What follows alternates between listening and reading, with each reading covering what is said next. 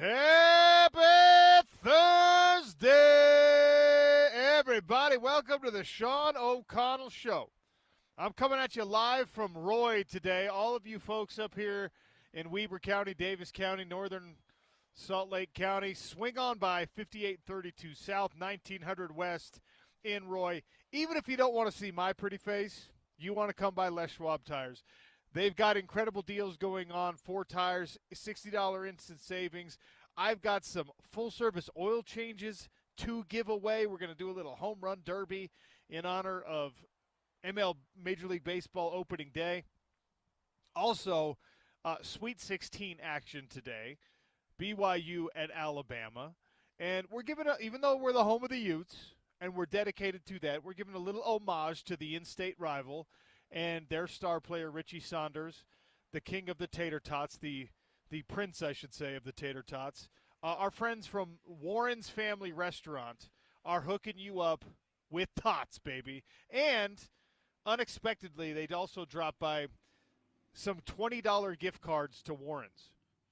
So I've got giveaways, man, just coming out of my ears. I've got Les Schwab hats. I've got little toolkits. I've got the oil changes, as I mentioned. I've got Warren's gift cards, and we have burgers and dogs on the grill to go with the tater tots. 5832 South, 1900 West in Roy. It's already 11 o'clock, which means it's lunchtime somewhere. We also have Kevin Hart tickets to give away. You're going to have to enter to win those. We're not just handing them out, but we got the little drop box for you to enter to win a pair of Kevin Hart tickets. I might rig that so that I win it, if we're being honest. I might just put my wife's name in the box like 600 times to increase the odds. In any case, Les Schwab Tires up here in Roy, 5832 South, 1900 West. I'm here live. James Peterson is back in our Broadway studios pushing the buttons. James, you might hear me sounding a little bit saliva-laden today because I can smell the burgers from the grill and the tots. The breeze, and it is such a beautiful day up here, the breeze is kind of gently wafting them in my direction, and it's literally making my mouth water right now. Well, how could it not be? Yeah, we're going to have to forgive you for little Todd Fritz weird mouth noise action. Yes, you are. Kind of stuff going on. So yeah, I'm glad you pointed that out. In case I know we would have gotten text. What's up with Sean's? Yeah, what's up with the saliva noises? Why is he sounding so mouthy right now? Well, that's why. Okay, there it is. And if you also want to sound that way when you talk, head on out, get some free food, some Warren's tater tots, and hamburgers, hot dogs. Celebrate opening day and Sweet 16. Even if you're a Utah fan, then eat the tater tots celebrating the other Sweet 16 games. Maybe celebrating Alabama chances to beat BYU. If you're a BYU fan, come eat some tater tots in honor of Richie Saunders. And we do have fry sauce because this is Utah. All right, so amazing. Come on up. I will be probably just like randomly throwing the mic to James. James, you got 15 minutes to fill so I can go stuff my face because those burgers smell so good right now. But most tank race update every 15 minutes. The tank race update will be we'll have 7 of them today. Big development in the tank race, by the way. Coming up around 12:45. I'll let you know. Huge development. I'm looking forward to that. They busted out the big tire for us, by the way, here at Les Schwab, the big tractor tire, the like big monster truck tire, and you're sitting on that while you're doing the show. I'm going to pull an executive decision here. All right, if you can, we went and got a wiffle ball bat with tiny little wiffle balls. If you can hit a wiffle ball into the tractor tire, I'm gonna give you the Kevin Hart tickets outright. Okay, love it. Like, if I'm not going to make you go through a drawing. If you can stand, we'll mark a spot in the parking lot here. If you can hit a wiffle ball and land it in the tractor tire, then I'm going to give you those Kevin Hart tickets. But come try it out. Come grab some burgers. Come grab some tots from Warren's. And you know what? I'll probably have you do like a little trivia question during a break or something. Give you a $20 Warren's gift card. and you've got an opportunity. Come get an oil change, check out some new tires at Les Schwab. Whatever your car needs, they can take care of you. And while you wait, we'll make sure we feed you, and we'll hook you up with some gift cards and whatnot. It's a big day in sports right now. We talked about this for the last week or so. Sweet 16 action featuring a bunch of teams, the Big 12. Not just BYU, obviously that's the strongest local interest, but not just BYU. The Big 12's got some interest in this Sweet 16 round that you have to survive it, because we've talked about this way too much. The SEC potentially could have 6 of 8 Elite 8 teams. Auburn, Ole Miss, these teams that are Florida, these teams that are still active. Arkansas, Kentucky, and Tennessee, you're going to have at least one, because the winner of that one is going to emerge. You need for Houston to keep carrying the torch. You need for Texas Tech to keep carrying the Big 12 torch. To my own chagrin here, I have to say that you probably should be rooting for BYU from a Big 12 perspective, from a conference health perspective. And I know that that's a big ask for the Utah fans who listen primarily to this show. But there are some intriguing things going on in Provo basketball-wise, whether you want to admit it or not. And BYU is more your friend than Alabama is, I can tell you. Oh, James. Breaking news, tragedy to report. We just lost one of our wiffle balls.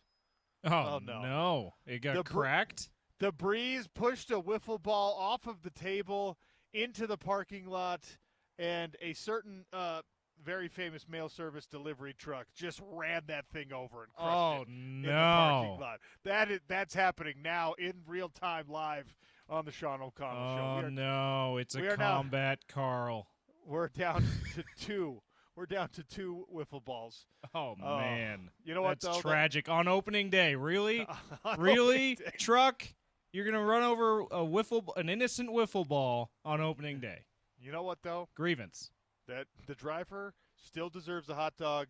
The driver still deserves a hamburger and some tots. Okay, if they're listening to the show in the car, we will let them have a hot dog, a hamburger, and some tater tots. How about that? If they're not, why'd you do that? No, you don't get food.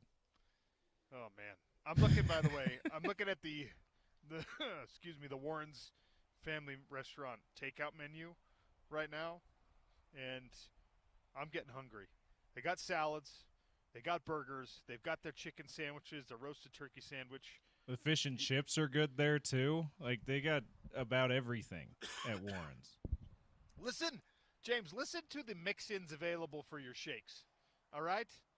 Malt, caramel, mocha, mint, chocolate, fudge, chocolate chips, marshmallow, almonds, peanuts, cashews, strawberry, raspberry, blueberry, pineapple, banana. That's halfway through. I'm not going to keep going.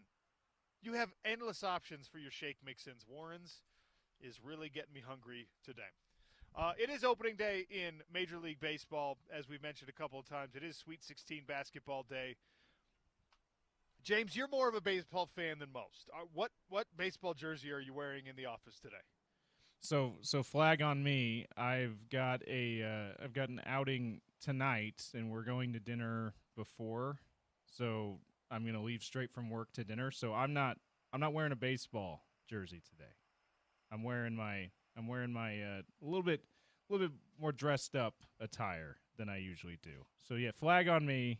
I told you I'd be wearing a Red Sox jersey. Ended up having a little change of plans tonight, so not able to. Okay, all right, fine. I should have confirmed before. That's You're my all bad. good. You're all good. You were right to assume that I would be one. Now I will tell you, Jordan Bianucci of Bryson Bianucci over on our brother station on the network 103.9 98.3 ESPN. He is wearing an air quotes authentic Roy Hobbs jersey. Oh wow! Like wool and everything. It's got the lightning bolt. That's too that's too authentic. That's way too authentic. If you're going the old itchy wool, come on, let's go. Get one of those. Get the synthetic fabrics yes. Well, maybe not the Fanatics jerseys that they got absolutely trashed for. In any case, Major League Baseball opening day is really something that's interesting in the state of Utah because we don't have a local team yet. And baseball has, over the course of my life in Utah, I moved here in 93. Over the course of my life in Utah, I have watched it. We've felt it happen. We've watched baseball kind of recede in its place as America's pastime to a fourth spot in some people's minds, at least a third spot in most people's minds, behind NFL football and behind NBA basketball. And that's only talking about the interest in pro sports. When you're factoring in things like college basketball, college football, especially here in the state of Utah, Major League Baseball has retreated in a lot of ways to a place where people are still fans and they still have their merchandise. They've got their Dodgers hats, and you'll see them walking around in their San Francisco Giants gear, the occasional Colorado Rockies stuff kind of sprinkled in. But I don't know that kids are raised on baseball the way that they were when I was young.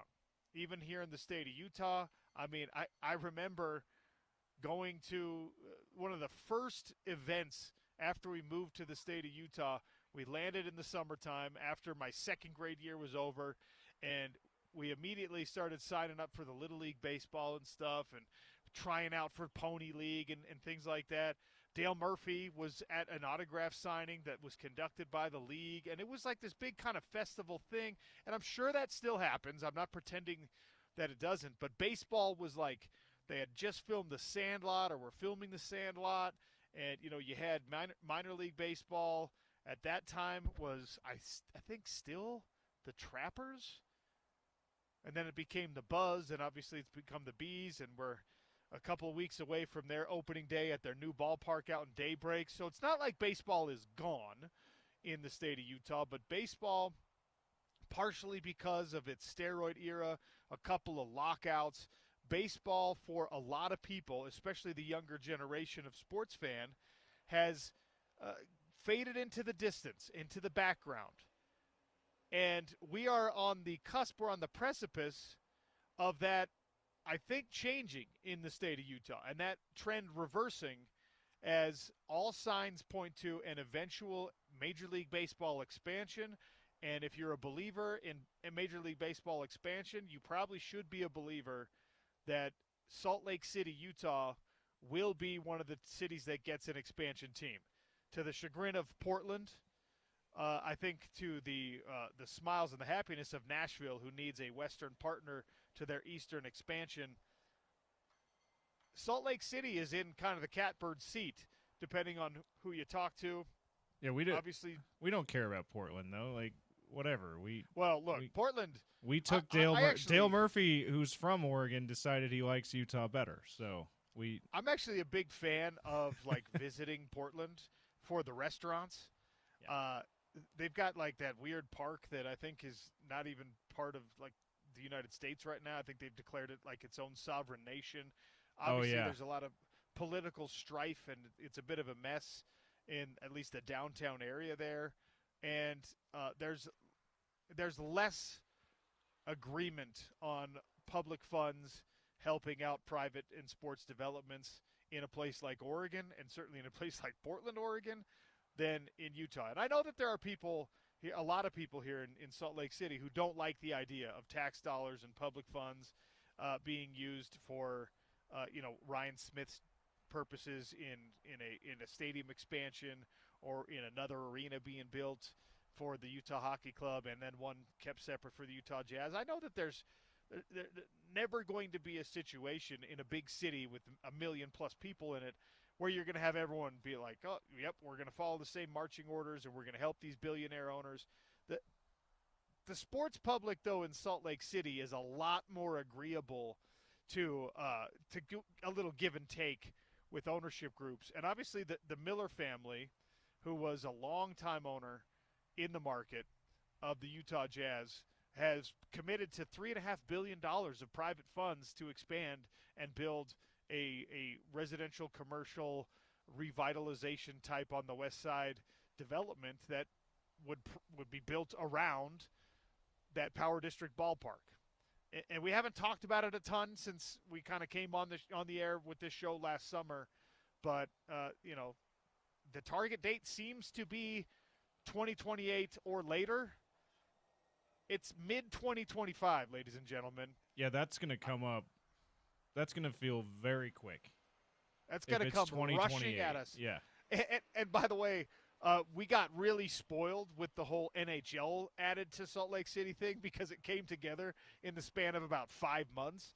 That's definitely not the typical timeline. That's definitely not how it's usually going to go for getting a major league franchise or getting a major pro sports franchise, I should say. But I'm kind of like ready to get ahead of this thing for Major League Baseball because of what we have seen with the NHL landing and because of what we have seen when Utah football is good and when Utah football kind of graduated beyond the Mountain West and took its place among the elite programs in an elite conference in college football. Just the way that everything started to build around that was really, really fascinating and at least through my very limited lens, totally beneficial for the state, certainly beneficial for the university. And I see that happening with hockey. I think it's exactly what will happen with Major League Baseball. And on an opening day where the rest of the league is kind of having its celebrations and taking its victory lap of, hey, we're back and this is awesome. And we've got a $750 million contract for one player out there. The whole baseball thing, the American pastime of it and the festivities around it on opening day at least feels very salient. But you have to look at it now through a different lens if you're a Utah resident than even 2 years ago. And certainly than last summer.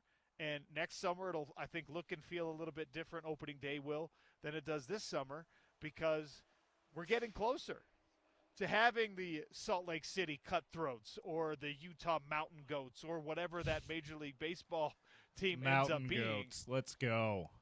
That'd be awesome. Go Goats. The Goats would be such a sick name. It would be such a cool name to have. And the branding possibilities are endless. I kind of I was hoping hockey would do – I was hoping one of the names would be more about our cool mountain man history, and I guess Outlaws sort of fits in with that. But with baseball, since we used to have Trappers as a name, I would like that. I think I'd like Trappers. I've seen people when we did this whole thing with the hockey, they did it with baseball as well, where folks did the mock-up uniforms and the mock-up logos and whatnot, and the old Salt Lake Gulls with their Miami Dolphins colors. Yeah. Like, people were putting that stuff together, and it looked really, really good. Now, the seagull as an animal is not my favorite, and the fact that it is the state bird, the California gull is the state bird of Utah, is a very weird thing. And I think you'd get saved our pioneer ancestors, though. Saved all the crops. Yes. Yes. You can't pretend there would not be like an eyebrow raised. Oh, absolutely, by most people when they were just like, most people don't know that history, so yeah, it wouldn't make a lot of sense to people outside of the market. Although they're like, why are they seagulls? There's no sea there. Why did they choose to name the seagulls? But it's fine. People not from here would also be very surprised to know that we do have a fair amount of seagulls because we have a giant salt lake, which is basically a landlocked sea. So, but yes, that. You're right. And we don't have to have this debate yet because there's like 10 more steps that need to be taken before you have to have the fun discussions about what a team name should be. But Major League Baseball's opening day is now observed on a shifting landscape for sport in Salt Lake City, Utah, and in the state of Utah, because there's no doubt that Major League Baseball expansion will at least take a very, very serious look at Salt Lake City. If not, it's a shoo-in already. You have to factor in what Salt Lake is and can be on the baseball level because of all the aforementioned things, because the Miller family is an established professional sports ownership group that has demonstrated success in a market now that has proven itself as a longtime supporter of the Jazz and the NHL. We were just talking with Gary Callahan about this yesterday. NHL fans, owners, NHL teams, executives are like, whoa, look at what Salt Lake has done in embracing this Utah Hockey Club. And they've been a fun group, but it's not like when Vegas got the Knights and they immediately were like, hit the ice running. I was almost going to say ground running. Hit the ice running. Hit the ice skating, of course. Towards the playoffs and towards the Stanley Cup appearance. It's not like that was freakish. That was crazy. Flukish. A Stanley Cup final in their first year was an incredible run. It doesn't happen. We shouldn't have expected it to happen. We didn't expect it to happen. But even without that freak level of success, we have looked at the attendance at Utah Hockey Club games, the merchandise sales, the concession sales. It has been a huge thing in a community where, let's be honest, there are like a tiny amount, a very, very, very serious minority of people grow up playing hockey in this market. There's a lot more people with baseball ties than with hockey ties in this market. So baseball, I think, will be even more successful, even more of a sort of like universally embraced kind of a thing.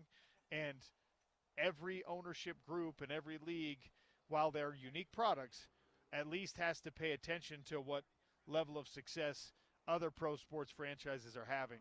And in Salt Lake City, you can't make a case against adding a franchise, basically, adding a team when that time comes. I'm not even going to say if that time comes. I'm going to say when that time comes for Major League Baseball, because it is going to happen. We love the optimism. Yeah, I'm excited for that day, whether it's 2028 or closer to 2030 or maybe even beyond that. It is going to go by fast whenever it is, and it does sound like Salt Lake is a serious contender, and I kind of hope that we have Salt Lake as the name instead of Utah. What do you think about that? And Salt Lake Gulls, Salt Lake Trappers, Salt Lake Mountain Goats instead of Utah.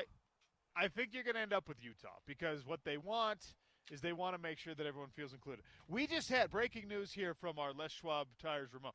We just had a gentleman hit the wiffle ball directly into the tire. Now, he was given like 75 tries. I don't know if that's going to matter here because I mean, if you spend enough time taking swings, you're probably eventually going to get one in there. But that was an incredible thing. Good at least for a $20 gift card to Warren's, the Warren's family restaurant, who's hooking us up with tater tots today. That the first person who comes out here hits it into the tire. Incredible stuff. That's it. Festive opportunity future Salt Lake Mountain Goat, future Utah Mountain Goat. Yes, there. That's right. Sign him up. Unbelievable. Congratulations. Thank you for coming at our out. Les Schwab Tires remote here in Roy. And at least a Utah supporter at the very least. The man's got a Pac-12 champions University of Utah hat. 5832 South, 1900 West in Roy. We're gonna have to establish some parameters, some rules on how many hacks you get at it. But I'm glad we got one in. Maybe 3 strikes, you're out. The classic baseball thing, except we're counting foul balls as strikes. Okay. That works. Maybe we do that. Already some folks showing up for the hot dogs and for the burgers. We've got bottled water out here, and we've got tots in honor of the Sweet 16 appearance for the Prince of Tater Tots, Richie Saunders at BYU. Warren's Family Restaurant has dropped by with some tater tots and some gift cards, and we've got oil changes to give away. We've got look at this, 2 free oil changes with the purchase of 4 tires at Les Schwab. They're just hooking you up. We've got Les Schwab hats to give away. It is a swag-heavy day here on the Sean O'Connell Show. And I'm glad we had an opportunity to talk about Major League Baseball a little bit. You've got games. And one thing about baseball, like opening day is crazy exciting. The Fall Classic, you get to the playoffs. You get to baseball playoffs. Very exciting. I still like the home run derby. I feel like trade deadline is also one of those bigger deals in the season, July 31st. But yeah, home run derby is another one. It's almost home run derby is almost upstaged the game at this point. Yeah, home run derby is way more exciting than the game itself. The uh, the thing though, I'm not going to pretend this isn't the case with Major League Baseball. With 162 games on a regular season schedule, you get into the dog days where it's hard to remember that you were excited about opening day. Where you're just like, okay, we're on game 121 in this Yeah, season. opening day sometimes feels like a different season every year. It really does. Milwaukee at the Yankees, Baltimore at Toronto, Philly at Washington, Boston at Rangers, Pirates at Marlins, San Francisco Giants at Cincinnati Reds, Angels at White Sox, Guardians at Royals, many more games. I believe here on the slate today. I believe the defending champs, LA Dodgers, against the Tigers. I believe that is on ESPN Dodgers, tonight. So that'll be Skubal versus Snell, the starting pitchers there.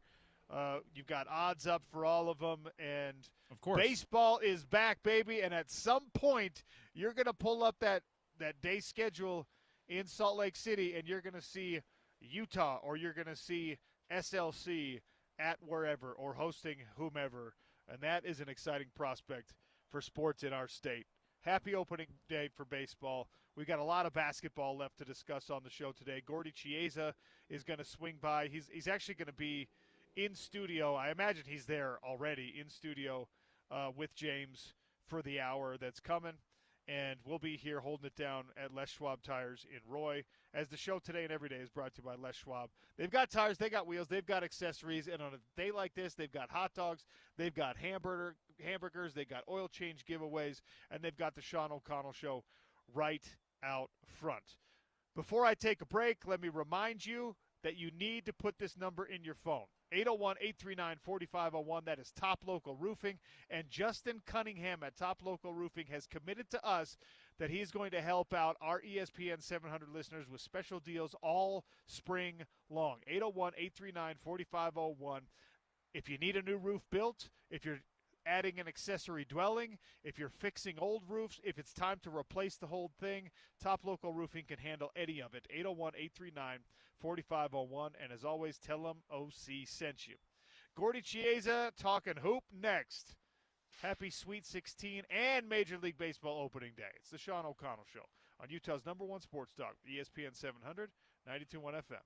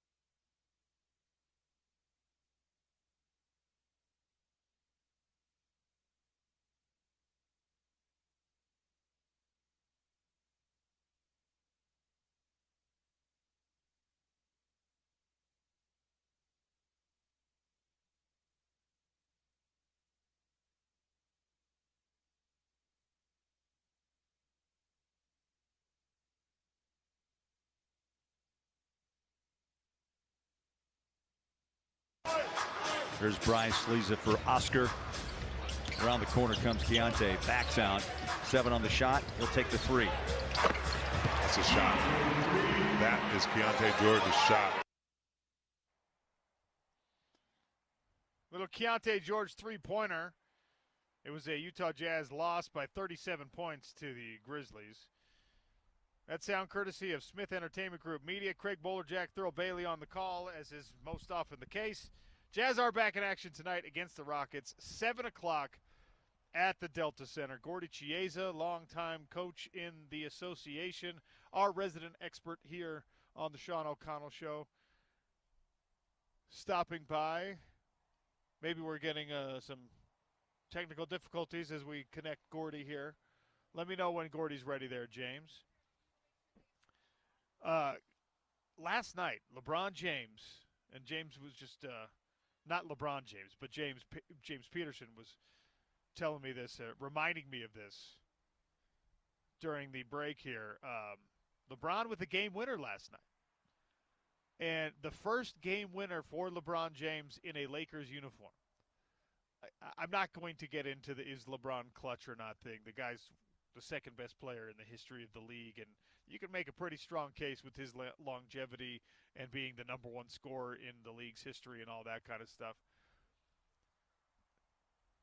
that he deserves to be considered number 1. But in any case, LeBron's first game winner in a Laker uniform. All right, we got Gordy Chiesa in studio. Gordy, welcome back to the show. How are you? Yeah, thank you.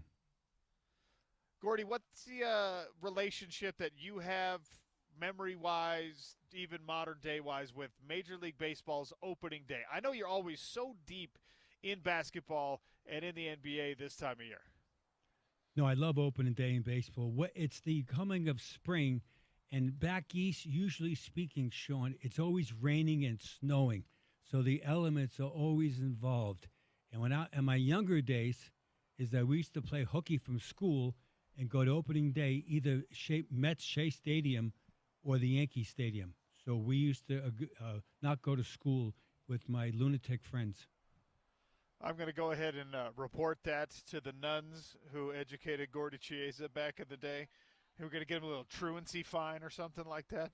How scary was it skipping school, Gordy, with, nuns who were rapping your knuckles with rulers and stuff like that? No, it was scary, but it's well worth it, especially if the upstart Mets won. And remember, the Mets 1,000 years ago was an expansion team, and so it was painful to cheer for them, but we all did. And the Yankees were really the standard bearer. So people back east, whether it's Red Sox, Yankees, or the Phillies, etc., where the elements are definitely a part of it, and you bundle up and you sit in the cheap cheap seats out in left field in the bleachers, and you harass the outfielder. All right, Gordy, I want to get to some Utah Jazz eventually. I want to start, though, this conversation about the NBA with what we saw from LeBron James, what we saw from the Lakers, who are, again, a totally different team after the fact, after the trade deadline with the Luka addition. It's been really fascinating to watch. LeBron with the putback to win the game, the buzzer beater, and the stats on his percentage with game-deciding shots are actually pretty wild and not super favorable in terms of the narrative of him being the best player of all time. But, again, we don't look through most players through that lens. With most players, we don't say, oh, well, LeBron's clearly one of the best.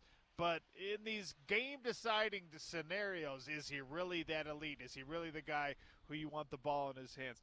How do you process as a coach, as someone who's been around the game for so long, the fact that LeBron isn't particularly reliable on those game-deciding shots? What you want to do is have him have the ball, but hopefully he'll pass it off at the last second as the defense tries to double-team him. Now, with Luka being there now, so now it's almost like co-end of game as far as options. And last night's game you're alluding to, where the Lakers won on the road in an hellacious victory against the Pacers, where Luka penetrated a lane runner that missed, and the help defense that was guarding LeBron tried to challenge the shot, and LeBron had a free run to the boards from the baseline, And then what LeBron did in that sequence, he waited for the ball to pop out of the rim versus goaltend when the ball's in the cylinder. And that was his first basically winning shot in multiple times that where he missed. So how you process it, now the Lakers are strong by having two options. So with that game, as far as the Lakers, I know there's so many Laker fans from SoCal living in this area. LeBron extended his record. He struggled last night. He only shot 4 for 12, 0 for 3 from threes. But he extended, he had 13 points and 13 rebounds, including the gamer. But here's the interesting caveat. LeBron extended his unbelievable NBA record of 10 or more points scoring in a game to 1,283 games. So, Sean, 1,283, LeBron scored 10 points or more. It's a pretty unbelievable stat. Yeah, it's incredible. Pretty ridiculous, honestly. And that's one of them that, we always talk about what's going to be broken. Tom Brady's eight Super Bowls, or Joe DiMaggio's 56-game winning hitting streak, is that, or Stephen Curry's now 4,000 made threes and counting. This stat also might never happen again, because there's games when you're in there and you get injured and suddenly it counts as playing. You only scored 6 points. To do this so many times it's unfathomable. I also want to ask you about something that LeBron James was on the Pat McAfee show yesterday, and they were asking him, they did a long-form interview. They asked him a lot of things, and they were talking about kind of the origin story. And LeBron said he was about 13 years old when he realized, you know what, if I focus on this basketball thing, if I do what I'm supposed to do here, I can change my life. I can change my mom's life. At 13, all of us had these professional aspirations. Like, I remember running around recess thinking I was going to be an NFL player. But it was kind of a realist thing for LeBron James. And I put the question out yesterday, whether or not 13, is it even possible to evaluate someone who's younger than that and predict what they are as a future athlete, as an NBA athlete? Because when LeBron says he was about 13 and he started to figure it out, I believe him. I have no reason not to. He's 40 years old. He's one of the best players in the history of the league. It's all worked out. He's been a great representative for the most part. And he started to realize that at 13 years old. Is that as young as you can do it? Yes, absolutely. Because let's add to that is that his body frame was really well on its way to development. So a lot of times when you're 13 years old, whether you're a boy or a girl, is that you're obviously your body is so weak physically, etc. But LeBron was had a strong body at that age, and everyone saw that. And then he played the AU circuit, and the talent scouts and also his coaching did a great job as far as developing his skills at a rapid speed. And most of all, he wanted to do it. So a lot of times people have innate, God-given genetic talent, but for a lot of reasons they stop playing or they work with less enthusiasm because they're tired of doing it. They want to do other things, which is perfectly normal. So that's why it's so important. If you're a parent out there, let your children be kids themselves. And if they choose to do a certain sport or ballet or whatever it is, or artistic things, let them do it, because they will work out much greater if they want to actually focus on it than you trying to force them. Well, at age 13, he started to put it together, and 27 years later, 4 NBA championships, 4 league MVP awards, the legacy that he's already established. And honestly, no immediate end in sight. He can play a couple more years at this rate if he wants to. Yes, he can. And he's an outlier. We've never seen a guy that play at age 40 and counting at an elite level. So he's in the top, you can make a discussion narrative, he's in the top 7 players in the NBA as we speak. And as good as Karl Malone was at age 39 and 40, as great as Kareem Abdul-Jabbar was, this guy is the greatest player of all time past age 40. And him, Michael Jordan, you go back and forth the great debate, who's the greatest player of all time? Is it Michael or is it LeBron? You're both correct. as far as saying your opinion about it. And so we'll see what LeBron does this year. Quickly with the Lakers, they're 44-28. They're the fourth seed, tied with the Memphis Grizzlies. And so there'll be a huge concern for the Lakers if they can stay at the fourth seed and get the home court advantage in the first round. I mean, Sean, I make this question often. Why is this so important? In basketball, it's the travel. See, when you in an NFL playoff game, it's one game and it's over as far as the travel. But in the NBA, it's if you get that first two games at home and you're able to win, the chances of winning the series are dramatically unbelievable higher as far as the percentage-wise and the odds. That's why it's so important in the first round have home court advantage. Last thing on the whole LeBron situation before I cut you loose. He also talked on the Pat McAfee show about his relationship with Michael Jordan. And there's a certain distance between them, but he did say they're in a good spot. I genuinely don't know whether, a Karl Malone had a good relationship with somebody like Kareem or, what's it like most of the time for great NBA players and their predecessors, the guys who came before them? What's that relationship usually like, Gordy? Respect. That they know that this person before them was at a high level, and that now the new player of the new generation is now probably surpassing some of their records. And so both parties respect because they know that longevity is such a factor of it, and there's so many emotional moments. So just generally speaking, the players of yesteryear respect the new guys, and the allies right now that are performing really understand the history of the past. And that's why it's important to know that there's always someone before you did the exact same things, but now you do it in a different style, in a different free form. And that's the beauty of the sport, that everybody's evolving in it, yet the fundamentals never change. So whether you're an elite shooter like, say, Stephen Curry, or whether LeBron with his longevity and his great dribble drive to the basket, or Julius Erving as far as being the original dunker, and Kareem Jabbar with the sky hook, and Karl Malone with muscle baskets, everybody knows that some before you did it, but you're doing it in a much larger platform, meaning social media. So that's changed everything as far as everyone could see more clearly what the players are doing this generation versus only hearing about it in previously or watching YouTube video. All right, Gordy's going to hang out with us for a whole hour. I want to talk with Sean, I'm Sean, obviously. Sean, the manager here at the Les Schwab Tires in Roy. Pulling double duty today, not only making sure the store runs properly, but Sean, also manning the grill over there. I saw you with the burgers and the hot dogs. Is this a typical thing? You're able to multitask like that? Yeah, we definitely like to be able to multitask. Got a whole bunch of burgers and dogs. Got some tater tots from Warren's, and we're putting some tires on today. We got some stuff to give away. We got great deals on the tires. Let's talk about the instant savings.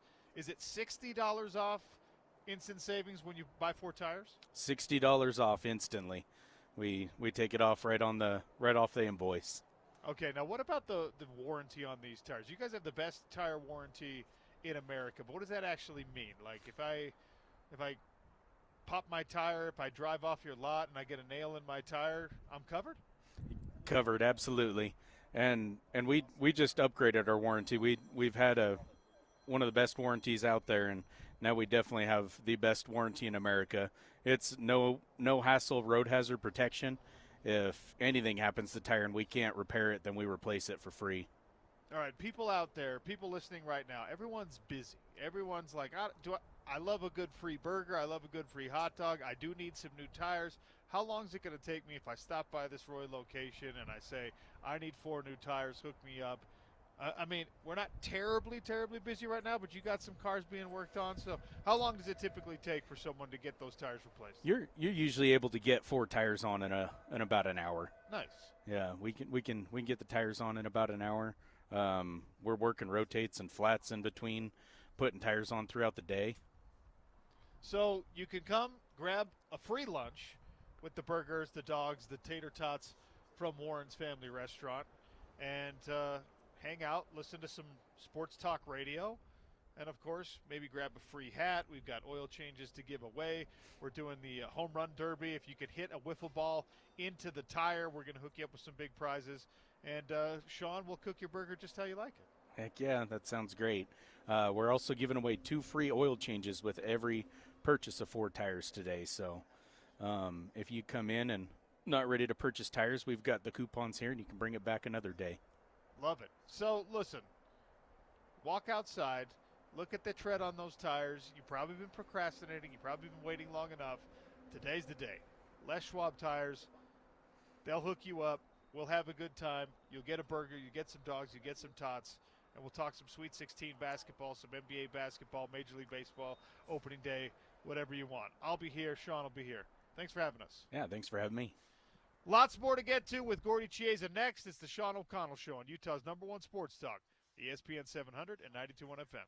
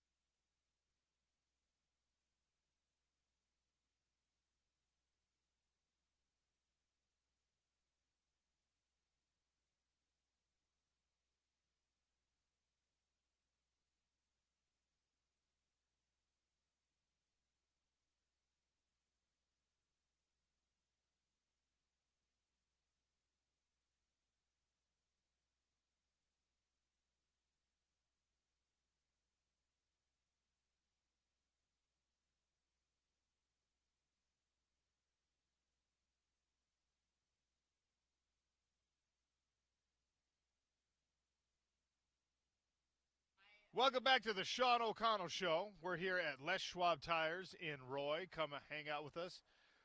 We've got hot dogs. We've got hamburgers. We've got tater tots from Warren's in honor of BYU's Sweet 16 appearance. A little nod, a little homage to Richie Saunders, whose great-grandfather, I guess, invented tater tots. I just ate some, and they are delightful. We have the fry sauce. We have the full accoutrement for your burger and for your hot dogs out here. Gordy Chiesa might even come all the way up when he's done with our hit here in studio. We do have him for another 35-ish minutes. Gordy Chiesa, longtime NBA assistant coach, and, of course, our resident basketball guru. Gordy, before we jump back into the NBA here, we got Sweet 16 action. Now, there's an interesting quirk of this year's Sweet 16. Only 4 conferences are represented. We've talked about this a little bit. No obvious Cinderella stories. I mean, you can make a case that BYU is one of the bigger Cinderellas left in the tournament. I don't think they really qualify as a tournament team from the Big 12 conference. So no Mountain West teams, no Conference USA, Missouri Valley type Cinderella teams. Should we be worried about this as a long-term thing? Should I be worried that this is how it's going to be moving forward with NIL and the transfer portal and just the new power dynamics in college basketball? Yes, the answer is absolutely well said. It's a concern where the mid-majors that consistently over the last 30 years got upsets in the first and second round, and now it seems like it's heading in the power leagues where they're getting most of the players in the portal. The economics are a huge factor now as far as them having an advantage, and the lesser teams, even though there's good players, they're transferring from mid-majors to go to high-level schools for the more dollars their own career arc, and it's alarming right now. So we should be concerned about it. Yet to that also, BYU is playing in Newark, New Jersey, at a place called Prudential Center, and that's Big East country, and it's the first time in decades that the Big East doesn't have a team in the Sweet 16. So that's alarming also. The Big East, again, historically is a basketball league where it's mostly private and Catholic schools, and they take hoops very seriously. And this year they're shut out with St. John's losing to Arkansas. Arkansas, Sean, is probably the only quasi-Cinderella team as the 10th seed. Yeah, that's fair. We probably gloss over them a little bit because the SEC is so good this year, so deep this year, and they're obviously an SEC team. In fact, the SEC could get 6 of the 8 Elite 8 teams if Florida wins, if Arkansas wins, Kentucky or Tennessee, obviously. I mean, it's just Alabama, Ole Miss, Auburn. You could have up to 6 Elite 8 teams. I don't think it's going to happen, but that is a scary thing for all of us who have, through the football lens, looked at the SEC like, please stop with this. We're so sick of them being talked about all the time. And now it could be the case in basketball as well. Yeah, very much. So add to that is that about 20 years ago, they started having a commitment as far as basketball in that league. We know it's an incredible football conference from top to bottom, and the ADs of those schools wanted to play catch-up in basketball, and they did. And now with the NIL money being prevalent, they did catch up and as far as surpassed everything. Sean, I make a point about this, about today, though, as far as there's two sites today that are conventional NBA arenas, and 2 sites tomorrow that are dome arenas, meaning what? Football stadiums. So BYU today, we know, is a unbelievable shooting 3-point team. Those guys are fearless, led by Richie Saunders. Give me the hot sauce, to say the least. You mentioned about his great-grandfather inventing food. Well, his great-grandson is what? Give me the hot sauce. And so they they have a three-point shooting mentality, and so does Alabama. So today's game in Newark, New Jersey, should be a high-scoring affair. Now, add to that is that they're playing in a conventional arena where at Seton Hall University's home court, and in hockey, that is the New Jersey Devils. And out here in the West, the Chase Center, which is the home court for the Golden State Warriors in San Francisco. Now, tomorrow's games are going to be in the State Farm Arena in Atlanta, a dome stadium, and Lucas Oil Stadium in Indianapolis, Indiana. So here's the point about this, is that whoever wins these games and keep advancing, eventually they're going to play in a dome arena, whether it's tomorrow for the teams tomorrow and Sunday, or whether the teams today or on Saturday will play in the Alamo Dome. And so you don't realize how the difference as far as shooting is. And so what you want to understand is that the scoring will be, when you play it in a dome stadium, usually speaking, that both three-point shooting and free-throw accuracy are dramatically affected. The scoring will be down, shooting percentage will be lower because of the spacious backdrops of the shooting sight line and the Illumis lighting, and the ball bounces, echoes definitely differently. So the question will be, who will adjust to the elements of a dome shooting? And that is a factor. 1,000 years ago, when I was at Providence College, we played at a Superdome in 1987, and I saw it firsthand how it's hard to adjust. So if I was counseling all those teams that might advance into dome shooting to try to get the arenas to the stadiums early and get onto that court and take a whole bunch of shots. Gordy, we've talked about this. What is it about those larger arenas that makes it? Is it a depth perception thing? You mentioned the lighting. Is it the positioning of the crowd, kind of the bleacher position? What is it that makes it so different and so difficult to adjust to? The fans. So the fans, usually speaking, get a conventional place behind the basket are the fans. And then you're used to shooting into free throws into fans waving these crazy signs. Now suddenly you're not. And as far as the depth perception, it's different. As far as there's no backdrop, and the fans are literally really yards away from the playing arena, even though there's many more people. So in most arenas, it holds, we'll say, 20,000 on average. But in these dome stadiums, there'll be 60,000 people that will be there. So even though it's 3 times more, it's not the same as far as crowd, because they're not as loud. They're cheering, but you really can't hear them. It's interesting. The Final Four is played exclusively in domes since 1997. So 28 straight years now, they've played the Final Four in domes. So they try to play in conventional arenas in the first 2 rounds and in the regionals. But when it comes to the Final Four, 28 straight years of being in dome shooting.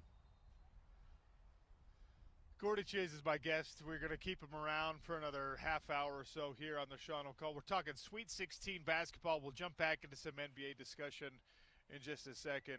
While we're talking about it with the Sweet 16, though, you kind of already alluded to this. Alabama, big-time shooting team. BYU, in an ideal world, loves to shoot the lights out of the basketball. They're going to be hitting those threes. They're going to be trying to score 90-plus points in this Sweet 16 game. But that's Alabama, too. This one could be a track meet. This one could be a very, very high-scoring game. And I asked this question earlier in the week. I'm asking you, you're coaching this BYU team, and you know what Alabama is so good. They're a great rebounding team. They get extra possessions, and they score on so many of those possessions. So you can kind of course, you're going to try to play great defense, and you're going to try to score as much as you can. But it feels to me like you kind of have to put your energy and your effort and your focus on one or the other a little bit. Do I want to run with this team? Do I want to try and outshoot this team? Do I want to try and outscore an Alabama team that scores a heck of a lot of points? Or do I over-index on the defensive stops? Do I try to make sure that we're boxing out as aggressively as possible and reducing their second chance points, whatever? The philosophical, strategical approach to taking on an Alabama team that is so good at scoring the basketball. What do you do if you're BYU? The power of shooting. I wouldn't change. I'd try to outscore them offensively, but I make one adjustment as far as on the defensive side. I play much more zone defense to slow them down. So I would zone them, whether it's a old school 2-3 zone or a box and one, get them out of their rhythm. And so I would zone them much as I could, and I would run though, because you got to the Sweet 16 by shooting and playing fearlessly, and that's who they are. So you don't want to change your identity based on the opposition, and that's what I would recommend. Both teams advocate as far as fast breaking. Remember, the Cougars, they're mentally tough, led by their coach. So there's something about BYU that's so intriguing, is that they play with the unbelievable amount of energy, and they get their energy from making shots. And so that's who they are. And in Yegor Demon, they have a guy that's a walking triple-double in a game, and that he's going to lead the charge. And Richie Saunders, that guy can shoot in a windstorm, and that's what he's emotional. He's an emotional scorer. And the Cougars big guys, they battle on the boards. Now the flip side, as far as Alabama, they were in the Final Four last year, so they're saying in their locker room that we know what it takes to get there again, and we're going to knock out the Cougars. So it's going to be a great matchup, and I'm so happy for BYU. They're trying to make history as far as the first time in the Elite Eight in 44 years since Danny Ainge back in 1981 got there. So it's going to be a long, long time for them. We hear people talking about the draft prospects in this tournament, and it's a very odd year because you got a couple of lottery guys from Rutgers. They're not playing. Texas has got a guy. He's not playing anymore. VJ Edgecombe at Baylor, he's already been eliminated. So kind of the top of the draft, the lottery pick type conversations, a lot of those guys aren't playing anymore now that we've gotten to the Sweet 16. Of course, Yegor Demon came into the year with that kind of a draft grade, and honestly, he underperformed a little bit. But now, a couple of games so far in the tournament, he's looked good, even though he hasn't shot particularly great. But he's hit some timely shots, and he's looked pretty good. Is Yegor Demon, with a strong performance against Alabama, going to play himself back firmly into that lottery discussion? Yes. Yeah, very much. Yeah. He's a jumbo passer. So what he does is that he can pass over to switch defense. He's in the top, you could debate it, he's in the top 11 in the draft as far as being selected.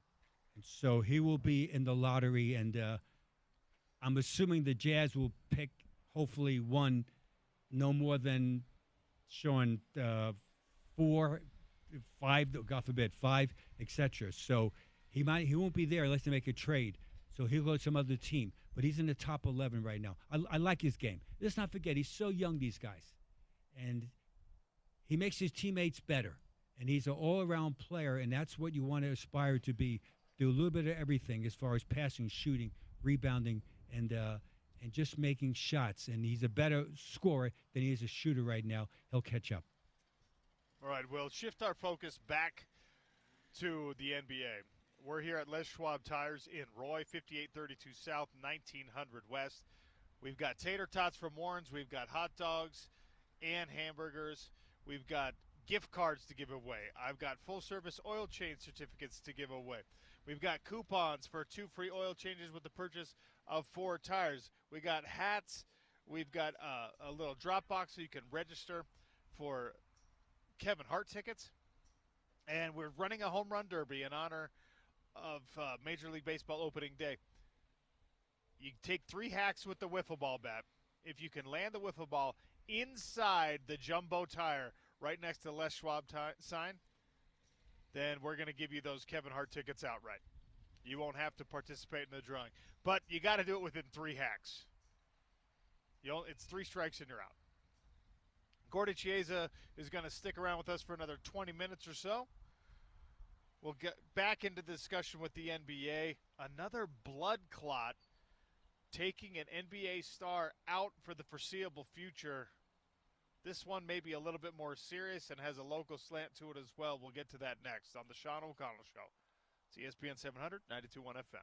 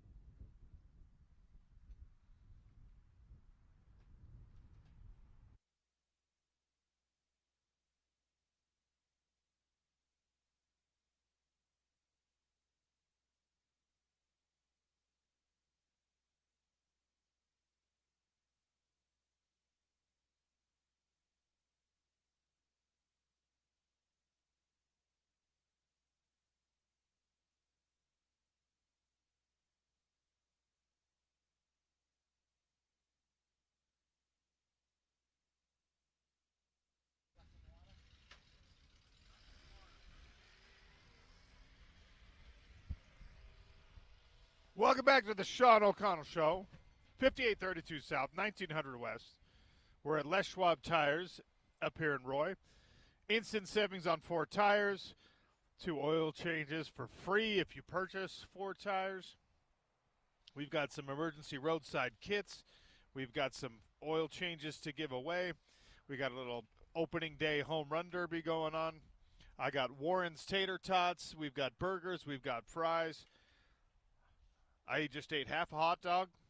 I needed a little more time in that break, James, to finish my hot dog, but that's not your fault. Gordy Chiesa hanging out with James back at our Broadway studios. Lots to discuss in the association. Bad news for a guy who played his college ball just up the road from where I'm sitting right now. Damian Lillard out for the foreseeable future. Deep vein thrombosis. He's got the blood clot going on. This one in the leg. Obviously, Victor Wembanyama, big news there earlier this year. That was a shoulder situation. And now Damian Lillard out, at least for now, with this situation with the Milwaukee Bucks. Gordy Chiesa, I don't remember the last time we had two players in the same year, especially star players, with something like a blood clot causing them to miss serious time. What do you make of this? Well, first, thank God the doctors are around. See, most people wouldn't have the luxury of right away getting medical attention at a high level. And so we're grateful that both Victor Wembanyama and Dame Lillard were there with the team doctors. I'm sure they diagnosed it perfectly, and now they're taking medication to alleviate what the problem is. But with that said, though, the playoffs start in the NBA. So as far as the Milwaukee Bucks start on Saturday, April 19th. So the listing Dame right now, as far as out indefinitely, and rightfully so. So nobody knows, including Dame, if he's going to play in the playoffs, and if he does, if he's effective or not.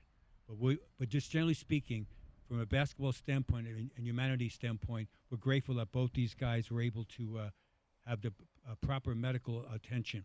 The Bucks, just quickly, including Dame Lillard, who made that trade 2 years ago from Portland Trailblazers, they've been injured. So they were champions in 2021. The world champions, the Bucks. But for the last 3 years during the playoffs, they've missed Giannis, they've missed Chris Middleton, and now possibly Dame Lillard. And that's part of the reason why that they have had a hard time as far as being an elite team because of injuries to their star players. So we wish Dame a lot. Just a reference point is that he's 34 years young. He turns 35 in September. So he's at an age right now where he sees the legacy of his career now in front of him. I mean, the whole thing about going to Milwaukee was to chase a championship and try to achieve some things that were not possible for him in Portland, and now you've got this injury standing in his way. Gordy, how is it handled from just, I guess, like a locker room standpoint, a little bit differently, I would imagine, when it's something like this that is, yes, it's an injury, yes, it's a basketball problem, but it's also a health concern. When you're talking about blood clots, those can be life-threatening. I don't want to be overly dramatic. I know that Damian Lillard's going to be fine, but it's not the same as like a sprained ankle. It's not even the same as a torn knee or something like that where you get the surgery and you fix it. We're talking about internal problems that are beyond a player's control that develop as either a genetic condition or something diet-related, whatever. How is that handled differently from an injury standpoint when you're talking about a locker room and a team? Well, the doctors, as always, they rule. And so the doctors are the only voice that you're going to hear in the locker room as far as if the guy can play or not play. And just generally speaking, and rightfully so, they'll be very unbelievable cautious about it. And so that's how you handle it, is that as from a coaching standpoint and from a player standpoint, it's next man up. And that you have nothing to say about anything. That the doctors are going to say when the guy is able to play, when he passes certain tests. I'm assuming blood tests, etc., and also as far as on the court activity. So they'll be very, very cautious, and rightfully so. So the question is always with the Bucks, who's going to step up as far as really play tremendous for them, and we shall see. Gordy Chiesa for a few more minutes here on the Sean O'Connell Show. We're coming at you live from Les Schwab Tires in Roy. We've got hot dogs, hamburgers, tater tots from Warren's. Come hang out with us. Take advantage of the great deals they've got on the tires. And it's a beautiful day, so hang out with us and do a little home run derby in honor of Major League Baseball's opening day in our parking lot. All right, let's get back to the Utah Jazz here. They're back in action tonight And this is a team that continues to try to get big moments and a little bit of development out of the young players while not really chasing actual wins. The game against Memphis, I know it's okay for this team to lose, but losing by 37 points scored, it feels like that's maybe not good for morale. Not at all, and it's how they lost. In that game, they're up 1 at halftime, and they did a lot of wonderful things in that first half as far as moving the ball, banging on the boards, etc. And in the second half, that the Grizzlies turned it up 5 notches. I understand that. However, there was very little response at all by the players on the court. They over-dribbled that awful thing called over-bouncing the ball, and they stopped battling on the boards, and their defense absolutely did not exist. And then the Grizzlies scored at will against the Jazz lack of defense. So it's very troubling. So when you have a chance to play, which the Jazz are playing the younger guys, you have to at least give effort. And in that game, they did not. Quickly, tonight's game against the Houston Rockets, banging on the board, Sean, is that the Rockets are first in the NBA in overall rebounding. So that's what they do best, is they crash the boards. And they're first in the NBA as far as segue in offensive rebounding. So when they don't shoot straight, literally the whole team goes to the boards. They're not as much concerned about getting back on defense. They want to get the rebound and put it back in. And if you're going to play defense and you're mismatched as far as height and strength, foul the Rockets. The Rockets are the worst foul shooting team in the NBA. And so what you want to do is take that foul and make them shoot a foul shot. Probably they're going to miss. And so the Rockets, they're having a tremendous season. However, they're not a perfect team. Let's not forget, last time the Rockets came to Salt Lake City, the Jazz beat them. I mean, so it's possible again. Now, do they want to win? We'll find out. But more importantly, you've got to compete. Who do you like best on this Rockets team? Who's a guy, young player, old player, established player, that you look at and you say that's somebody that these young Jazz players can model themselves after or try to emulate? I like 2 of them. Alperen Şengün is this young Turkish guy that's highly skilled. Oh, by the way, he's only age 22. And he's averaging 19 points per game, 10.5 rebounds, and 4.9 assists. And he plays outside and inside, and he's a typical European big guy that is absolutely skilled. So in Jazz basketball, the question is, can Walker Kessler, who's is in the same age range, Walker's 23, he's got to outplay Şengün for the next 10 years in the Jazz uniform 3 out of 4 times. And so I'm saying let's start right now. Let's do it right now as far as outplay him. I didn't say outscore him, but outplay him, outbattle him, outwill him, make shots, make it hard for him. Low percentage as far as when you're on defense, he's on offense. Second guy I like a lot is Amen Thompson. Now, he might not play tonight because he has a sprained ankle. We'll know more in the rest of the day right now. But he is absolutely a tremendous all-around talent. He was the 4th pick of the draft, and he's got a again, all-around game. He's averaging 14 points per game, 8.3 rebounds at 6'7", 3.1 assists, and 1.4 steals.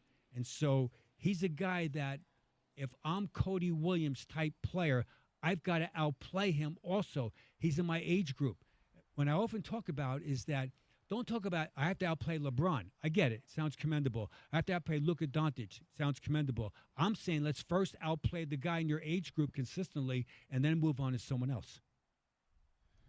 When you're talking about those individual matchup type things, right? Şengün versus Walker Kessler. How much bragging rights, how much sort of, I don't know, not actual box score stuff are these guys measuring? That maybe not in the stats, maybe you're not going to outscore him, but just knowing that you got a guy off his averages and off his game, how much does that matter? Tremendous. That means that I'm slowing him down offensively, and when I'm on offense, I'm scoring at him. And it's when it's timely during the game. So the last 5 minutes of a hotly contested game, can I get that rebound in traffic against him? Can I get that 5th foul to get him back on his heels, my rival? Can I make both foul shots? Can I make a chaos play where stuff happens on a possession and it's really being weird with on the court, but the ball comes to me and I make something out of nothing. And that's when you really are a player that, besides being developmental, is that you're showing that I have no panic in my game and I can make plays when it's not scripted.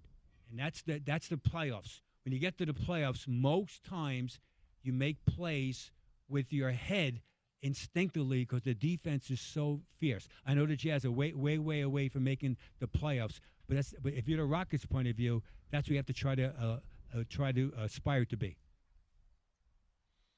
Gordy, before we let you go, what's your list today? My list today, Sean, is a segue with NCAA basketball. This is an exclusive list of NCAA universities with 2 or more men's basketball championships. 2 or more. It's a very short list. The following universities have 2 titles. Oklahoma State, the last year in 1946. University of San Francisco, 2 titles. The last one in 1956. University of Cincinnati, the last one in 1962. University of Louisville, the last one in 2013. North Carolina State, the last one in 1983, led by our colleague Phil Bailey. Michigan State, who's playing in the Sweet 16, 2 titles. The last one was 2000, which is now 25 years ago. The Florida Gators, you mentioned earlier today. The last one was 2007, which is 18 years ago. Now with 3 NCAA titles, Villanova, Big East, 3 of them. Last one, 2018. With 4 titles, KU, Kansas University, the last one being 2022. Now, tied with 5 titles, Indiana University, the last one was 1987. Duke University with 5. The last one was 2015, Sean, which is 10 years ago. With 6 NCAA titles, just 2 schools. UConn Huskies, last one being last year, 2024, and the University of North Carolina Tar Heels, the last one being in 2017. Kentucky, who's playing in the Sweet 16, they have 8 titles. The last one was 2012, led by Anthony Davis, which is now 13 years ago. And the number 1 team with the most NCAA championships is UCLA with 11. However, the last one was 1995, which is 30 years ago. So, Sean, if we mentioned to some young fella that will say, okay, so James Peterson type, who's a young guy who's 30-something years old, and we said to him that UCLA is really a banner program. He said, really? I don't realize that. The last one was 30 years ago with 11. Quickly, the last point is this. Utah, a long, long time ago, the Utes won 1 NCAA championship during World War II in 1944. And so that was the only time the Utes won an NCAA championship was during the war years. So let's hope that someday the Utes or the Cougars this year that in Utah here, that those guys can win an NCAA championship. Thus, that's my list of the day. I love that list. Gordy, going back to your comment about UCLA, 30 years since the last title. In the Gordy Chiesa pantheon of basketball, how long do you maintain blue blood status if you're not winning at the highest level? 10 years. Wow. What do you think? More? Less? Well, that means UCLA's not a blue blood anymore. No, they're not. No, the answer is no. They're not. Even though we love the school. We love the school. However, it's been 30 years ago. I know it's a high criteria. I understand that. But the fact of the matter is 30 years is a long, long time. So, many times the alumni and the fans live in the glory days. I get it. I understand it. However, you've got most people now with social platforms and media, they deal in just the immediate moment, to say the least, but maybe the most ever is, Sean, I'm 10 years the most ever recently, ever? Hey, Gordy Chiesa is hard to impress. You don't just get to become a blue blood and stay that way for 30 years. you got to keep winning. I actually like that criteria. I think a decade, especially with how fast things turn over in college sports now, that's about right for me. Sean, the NFL, all right, the NFL example of, hey, we used to be great, our NFL team. Oh, by the way, you haven't made the playoffs in 24 years. That's how fans, because fans love their school or their NFL or baseball. You fill the blanks in as far as that's our team. UCLA is the Dallas Cowboys. Okay, You're right. There you It's been go. 30 years. Dallas doesn't get to be a blue blood for me, so neither does UCLA. Love it. Gordy, appreciate your time as always, man. Thank you so much. Thanks, Sean. Peace out. That's Gordy Chiesa, our resident NBA expert here on the Sean O'Connell Show. He's in the Broadway studios. We're here at Les Schwab Tires in Roy. We still have lots of hot dogs, lots of hamburgers, lots of tater tots from our friends over at Warren's Family Restaurant. We also have Warren's gift cards to give away. I have 2 full-service oil changes to give away as well. Please swing by, say hello. 5832 South, 1900 West, up here in Roy. Hats, roadside assistance kits, all that stuff. I've never done, since coming back to ESPN 700, I've never done a remote with more stuff to give away.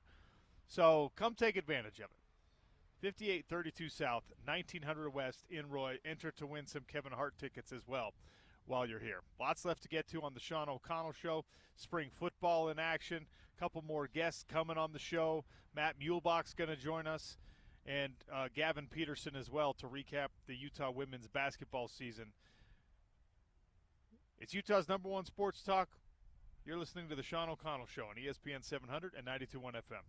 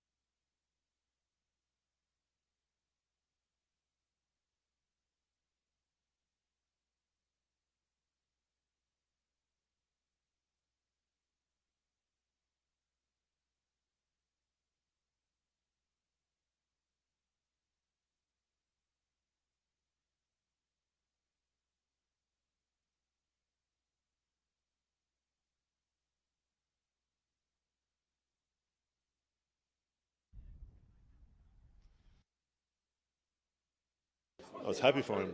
You know, I mean, it's like a full circle moment for him. You know, he played there when he was younger, and you know, him coming back home with his family. You know, which is, you know, it's really close to me. Like it's like family to me too. So it's really exciting. He's really competitive.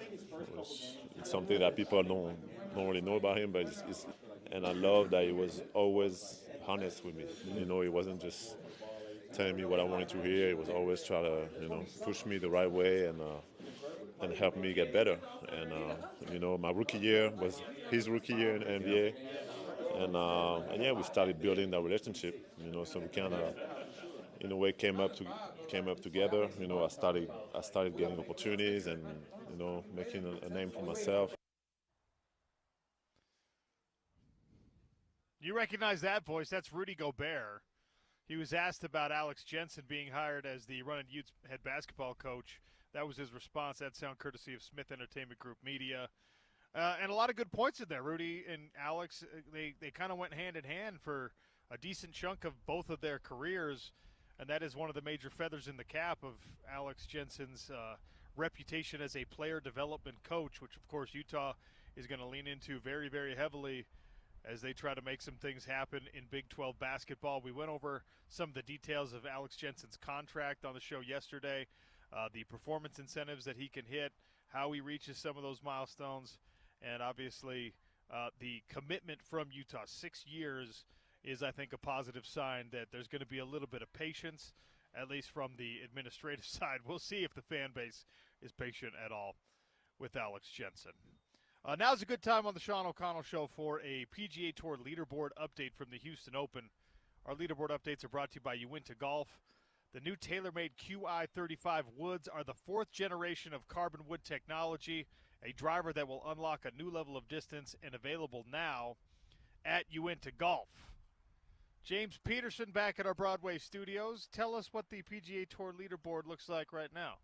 Few players have finished their opening round. The leader is still in progress, though. 2 guys tied for the lead, in fact. Sam Ryder and Ryan Gerard, 2 Americans, tied for the lead at 5 under. Trey Mullinax and Max Meisner are a couple of the guys tied for 3rd at 4 under, just 1 shot back. And Kurt Kitayama, one of the bigger names, he's tied for 10th at this point. At 3 under, so just a couple shots back. Where's our guy Tony Finau? Just about to tee off, so he's even, has not gotten through. Obviously, just about to tee off. He's still even, has not gotten through any holes yet. So that is your PGA Tour leaderboard update from the Houston Open, brought to you by Uinta Golf. All right, it's Major League Baseball's opening day, and we've talked about that a little bit, what baseball means in Salt Lake City, Utah, in the state of Utah. You can go vote on the Twitter poll at RealOC Sports. Where does Major League Baseball sit on your list of fan priorities? You know, there's only so much time to watch games. There's only so much money to spend on merchandise, on tickets, things like that. So where does Major League Baseball rank for you now as a sports fan or sports viewer? 49% of people responding so far have baseball 4th or lower, and because the Twitter poll only allows you to get so specific, that's, you know, you got to probably give the top spot to football or basketball, and then you know, people are super into hockey now. If football's not your number 1, it's probably your number 2, or basketball, you know, if that's not your number 1, it's probably your number 2.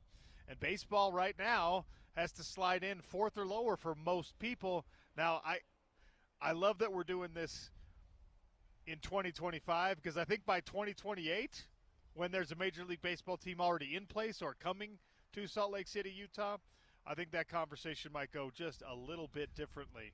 But I guess only time will tell.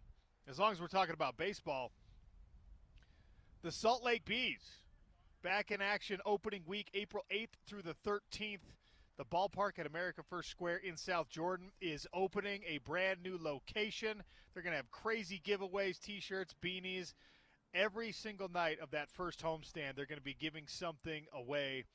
You've got firework nights, drone nights throughout the season as well. Sunday brunch for every Sunday game at home.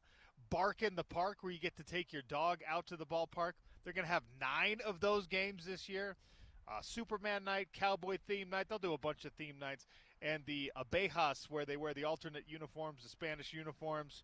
The Salt Lake Bees, Abejas is obviously Spanish for bee. I think the coolest ones in all of minor league baseball. So tons of great stuff at the ballpark at America First Square.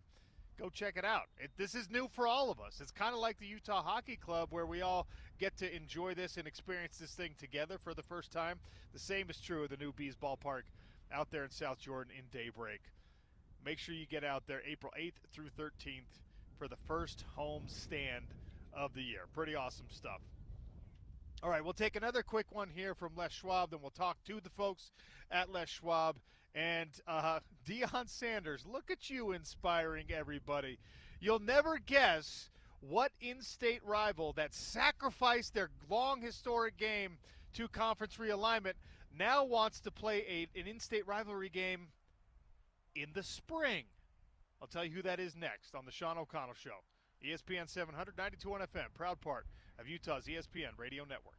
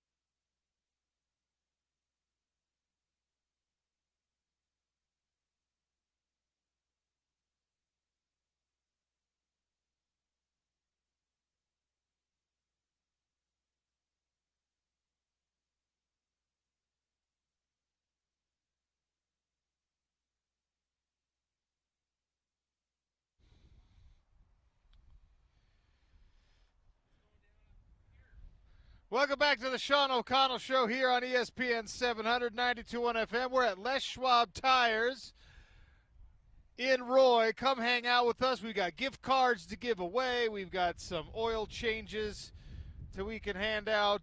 They've got great deals going on tires. 4 tires, purchase of 4 tires, $60 instant savings. They're going to give you 2 free oil changes with the purchase of 4 tires as well. Definitely come hang out with us and grab a hot dog, grab a hamburger, and grab some tots. Warren's Family Restaurant has hooked us up with some tater tots in honor of BYU's appearance in the Sweet 16. A little shout out to Richie Saunders and his family connection to Orida and the tater tot empire. We're going to get to some conversations on the NCAA basketball front. Matt Muehlbach's going to join us, as is Gavin Peterson, to recap the Utah women's basketball season. We've got a proposal being thrown out there, inspired, whether people like to admit it or not, by an idea that I think originated, at least on a serious level, with Coach Prime at the University of Colorado. We'll get to all of that here in just a second. I am Sean O'Connell, the host of this show. Sean is the manager here at Les Schwab Tires up in Roy. He's also the grill master. I had one of the hot dogs. I have not yet had a hamburger. You did an excellent job with the hot dog, Sean. Just the perfect amount of blistering, That's exactly how I like it. Perfect. Good. I worked hard at it. That's not really why we're here, though, just to eat the hot dogs. We're trying to get people to come out, take advantage of the great deals that you guys have going on. Tell me about the instant savings on tires. Well, we've got $60 off right now on a lot of our tires that you're going to save right off the invoice, so we take it off right away.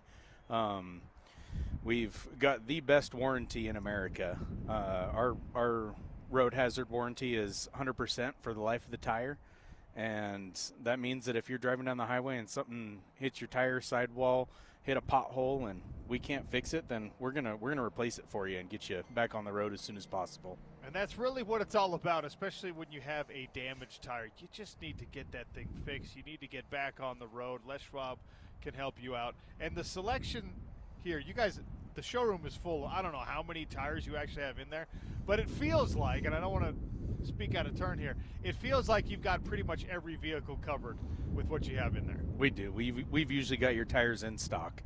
Whatever vehicle you're driving, we have them, or we have them in our local warehouse and can get them for you very quickly. SUVs, trucks, minivans, sedans, every make, model, anything. You've got accessories, tires, you've got it all. If it's rolling on black and round, we got it. That's good to know. I've got some coupons to give away here sitting in front of me, courtesy of Sean and the folks. Free oil changes with a set of 4 tires as well? Two free oil changes with a set of tires. You can use it on your Tesla, or you can use it on your diesel pickup. And you'll get people in and out here most of the time in about an hour, right? If you can carve that time out of your day, come grab some lunch while we're sitting here, while we're out at the location with the hot dogs and the hamburgers. You can get them in and out. They can sit here and listen to me yelling into a microphone for a while. Absolutely. It's not a bad afternoon, right? About an hour. We also do online appointments. If you know a day and time you want to bring your vehicle in, we can take care of you with an online appointment as well. But we work people in throughout the day. Sean, thank you so much for having us out here. Thanks for hooking all of our listeners up with the free giveaways. There's hats. We've got oil changes. We got the little emergency roadside kits as well. All yet to be claimed, so come hang out with us at this Roy location. You know the address off the top of your head, Sean. I have to look it up. It's 5832 South, 1900 West in Roy, Utah. Come say hi to Sean, and come say hi to the other Sean. You get to decide which order you do those things in, but you better say hi to both of us. That's right. Thanks for having us out here, Sean. Thanks for coming. All right, now let's talk about this thing. Spring football, if you were not listening to the show earlier in the week, Deion Sanders is looking for and found a partner for spring practices potentially with the University of Colorado, trying to spice up spring a little bit, make it real, make it competitive. We told you why there's so much caution for so many programs. So many coaches don't want to show off what they've got. Colorado's in a little bit of a different place right now when it comes to exposing players on the roster to other teams, and those teams making phone calls and trying to get Deion's best players to leave. He's got a really strong NIL situation going on.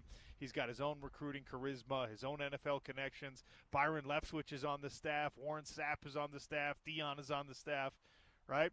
And Syracuse appears to be a taker. They said, hey, yeah, let's do this. Let's do some spring practices, maybe a spring game. And suddenly, a lot of teams in college football are trying to jump on the bandwagon, or at least open to the idea of jumping on the bandwagon. And I, for one, could not love it anymore, especially this next idea. Mike Gundy, who has been very, very vocal really about everything in his tenure at Oklahoma State, a long-tenured coach. He was hired the same year that Kyle Whittingham was. Coach Witt officially is slightly longer tenured, but both men have been are gearing up for their 21st season as head coaches at their respective institutions. And Gundy was very vocal about Oklahoma State losing out on the Bedlam rivalry when conference realignment saw Texas and Oklahoma leave Big 12 football to go play in the SEC. Gundy was very, very cantankerous about the whole situation, rightfully so. We all should be bothered that the almighty dollar takes away rivalry games that have been in existence for literally 100-plus years. And nobody really cared. When Mike Gundy was there railing against that change in college football, a lot of people outside the state of Oklahoma turned a deaf ear. Most people on the college football national landscape have just accepted, like, hey, you know what? That's just how it is with these rivalry games. The almighty dollar is what matters here, and you're not going to get to complain about it because Oklahoma's in a much better situation financially in the SEC. It doesn't really behoove them to play Oklahoma State anymore. It doesn't make a ton of sense for them competitively or financially because of what they've got going on with their television deal as a member of the Southeastern Conference. Now that a new idea has been introduced to college football, Mike Gundy is suggesting, hey, let's have Bedlam. Let's have Oklahoma State, which is no longer a regular season game. You're not going to get it in bowl games 99 years out of 100. Let's make this a thing. Let's do a little Bedlam Classic. We host some practices. You host some practices. Let's play a game against Oklahoma instead of having an intra-squad spring game. Yes, please. This would be absolutely fantastic. The discontinuation of the Bedlam series now becomes a reimagination of the Bedlam series. And Mike Gundy he said, let's take my Cowboys to Norman, Oklahoma on April 12th. That's when Oklahoma's doing its Crimson Combine, which is not even a spring game. It's just something that they're doing to replace spring football. Oklahoma State versus Oklahoma instead of the Oklahoma State spring game or the Oklahoma Crimson Combine. He also went so far as to say, let's do one spring situation. We'll do tickets at the gate, and we will split the proceeds. The proceeds will then go towards the NIL funds for the respective schools. He did say it's not going to be a live game. Nobody really has live scrimmages anymore. We'll just make it full thud. We do the practice against them just like they do in the NFL. And that is sort of the sneaky hidden benefit to this. A lot of what's happened in college football and college basketball is it more closely resembles the model approached by pro teams. So Oklahoma and Oklahoma State both have a lot of guys that hope to see their name on an NFL roster someday. And doing this, where you have intra-squad across the state line, I guess it's within the state line, across the state, you go and you play against Oklahoma, and it is a rivalry, but it's not a regular season rivalry. And I guess you can't really go full speed because you worry too much about the injuries. The NFL does this every season, every year, every Hard Knocks that you watch. You see an NFL team practicing against another NFL team. And for the most part, they do so in kind of that like up-tempo but not full speed kind of way where there's a lot of thud. You don't really tackle to the ground. You're certainly competing hard. You're running drills against one another, but it's not a full actual game. This would be a great deal financially for both schools, maybe better for one than the other. Oklahoma State, to be fair, certainly has more to gain from this than Oklahoma does as far as NIL opportunities and things like that. But the restoration of Bedlam, a long-standing, very passionate, very heated, very serious rivalry that we just unceremoniously sacrificed at the altar of conference realignment and television contract money, to get it back, even in a somewhat reduced form, I think for me is very much worth exploring.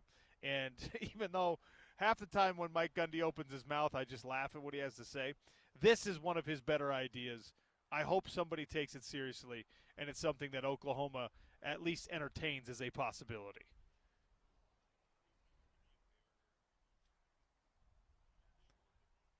All right, we got to take a quick one here on the Sean O'Connell Show. We will start hour number 3 back with the Sweet 16, talking some college hoop.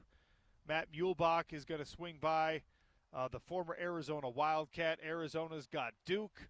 BYU's got Alabama. There's a lot going on in the college basketball world. There's a lot going on with Major League Baseball. It is opening day. And we're hanging out here at Les Schwab Tires, 5832 South, 1900 West in Roy. I've got oil change gift certificates to give away. I have 2 free full-service oil change coupons that I can give away. All you got to do is drive out here, show up, grab a hot dog, grab a hamburger, shake my hand, and I'll give you like the easiest trivia question you've ever heard. If you answer that correctly, I will give you a free full-service oil change here at Les Schwab Tires.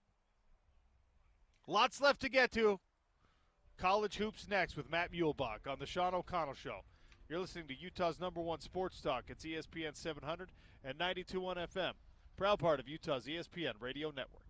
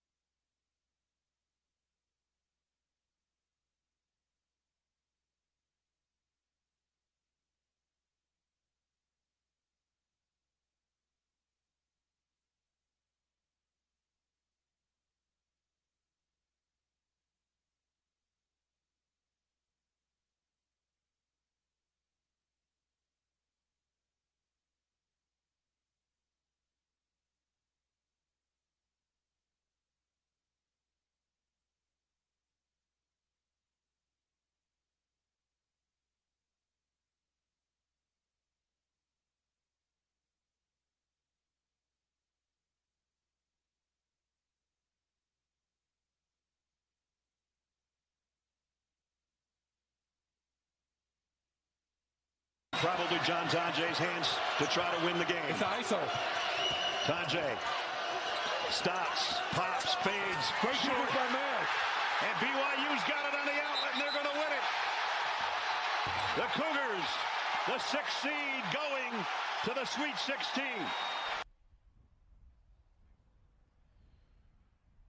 That highlight was the final stop of BYU's Sweet 16 berth clinching victory over Wisconsin.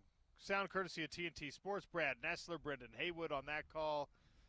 BYU Alabama in Sweet 16 action tonight, tipping off right after 5 p.m. on CBS. Matt Muehlbach, college basketball insider, kind enough to join us now to talk a little Sweet 16 and some big picture stuff in the college hoops world. Matt, welcome to the Sean O'Connell Show. How are you? I'm great. Thanks for having me on. So that highlight we played, Tanji kind of I don't know how much you got to watch of that game, but Wisconsin, ISO Tanji and Mawit Mag, who's been a good defender for BYU, just got his hands up, didn't get drawn off of his feet, did not give him the foul, didn't send him to the line, and it was kind of I guess not a bad play for Wisconsin to have, but somehow froze Tanji's feet, and they weren't able to get anything off. Did you get to see that final possession for Wisconsin, and what did you think of it? I did see it. Yeah, it was, look, the tough thing about end-of-game situations is you want to get it to your guy. I mean, that's, if I were a coach, I'd do the same. But the tough part about that is the other team knows that as well. And typically when that happens, you don't have a lot of movement, and so it's a one-on-one play. Tanji, though, has been spectacular. I saw him against my old team, Arizona, this year, where he had 40-plus. I mean, he had one incredible season. I never would have believed he would have had those type of numbers this year. So, like I said, you want to see him take it, but at the same time, when you don't have movement like that and you're just going one-on-one, it's not an easy play. Thought it was great defense. I thought it was the right move by Wisconsin. I was also privy live. I was sitting probably 20 feet away when BYU was able to nip Arizona at the very end in McHale Center this year. And they did call a foul at the end. I thought the Arizona player actually played pretty good defense. I didn't think it was a very good call, but anyway, they won that game at the end. So they've had some close games. That's going to be one heck of a game tonight. I don't know. I forgot to look. I was going to look at the over-under, but it's going to be probably about 500 or something. Like, it's going to be incredible. Not even close we to looked the it other up. games.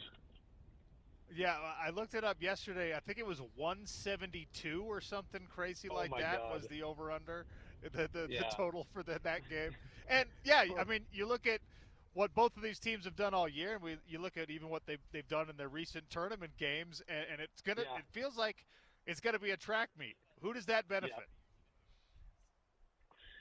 Well, I mean, I think, like I said, just because both of them play that way, it benefits both.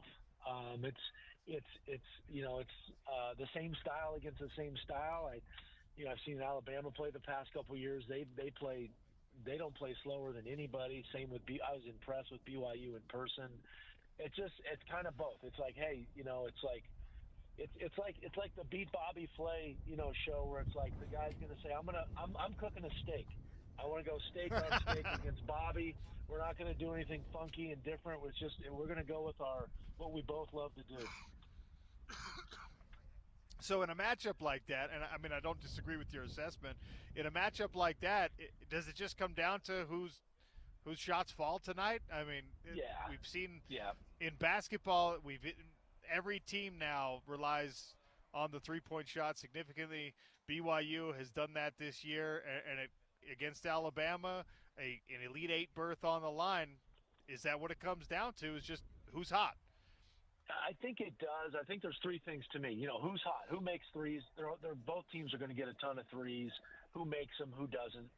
I think, too, offensive rebounding are so key because you're going to have a lot of shots, a lot of long shots.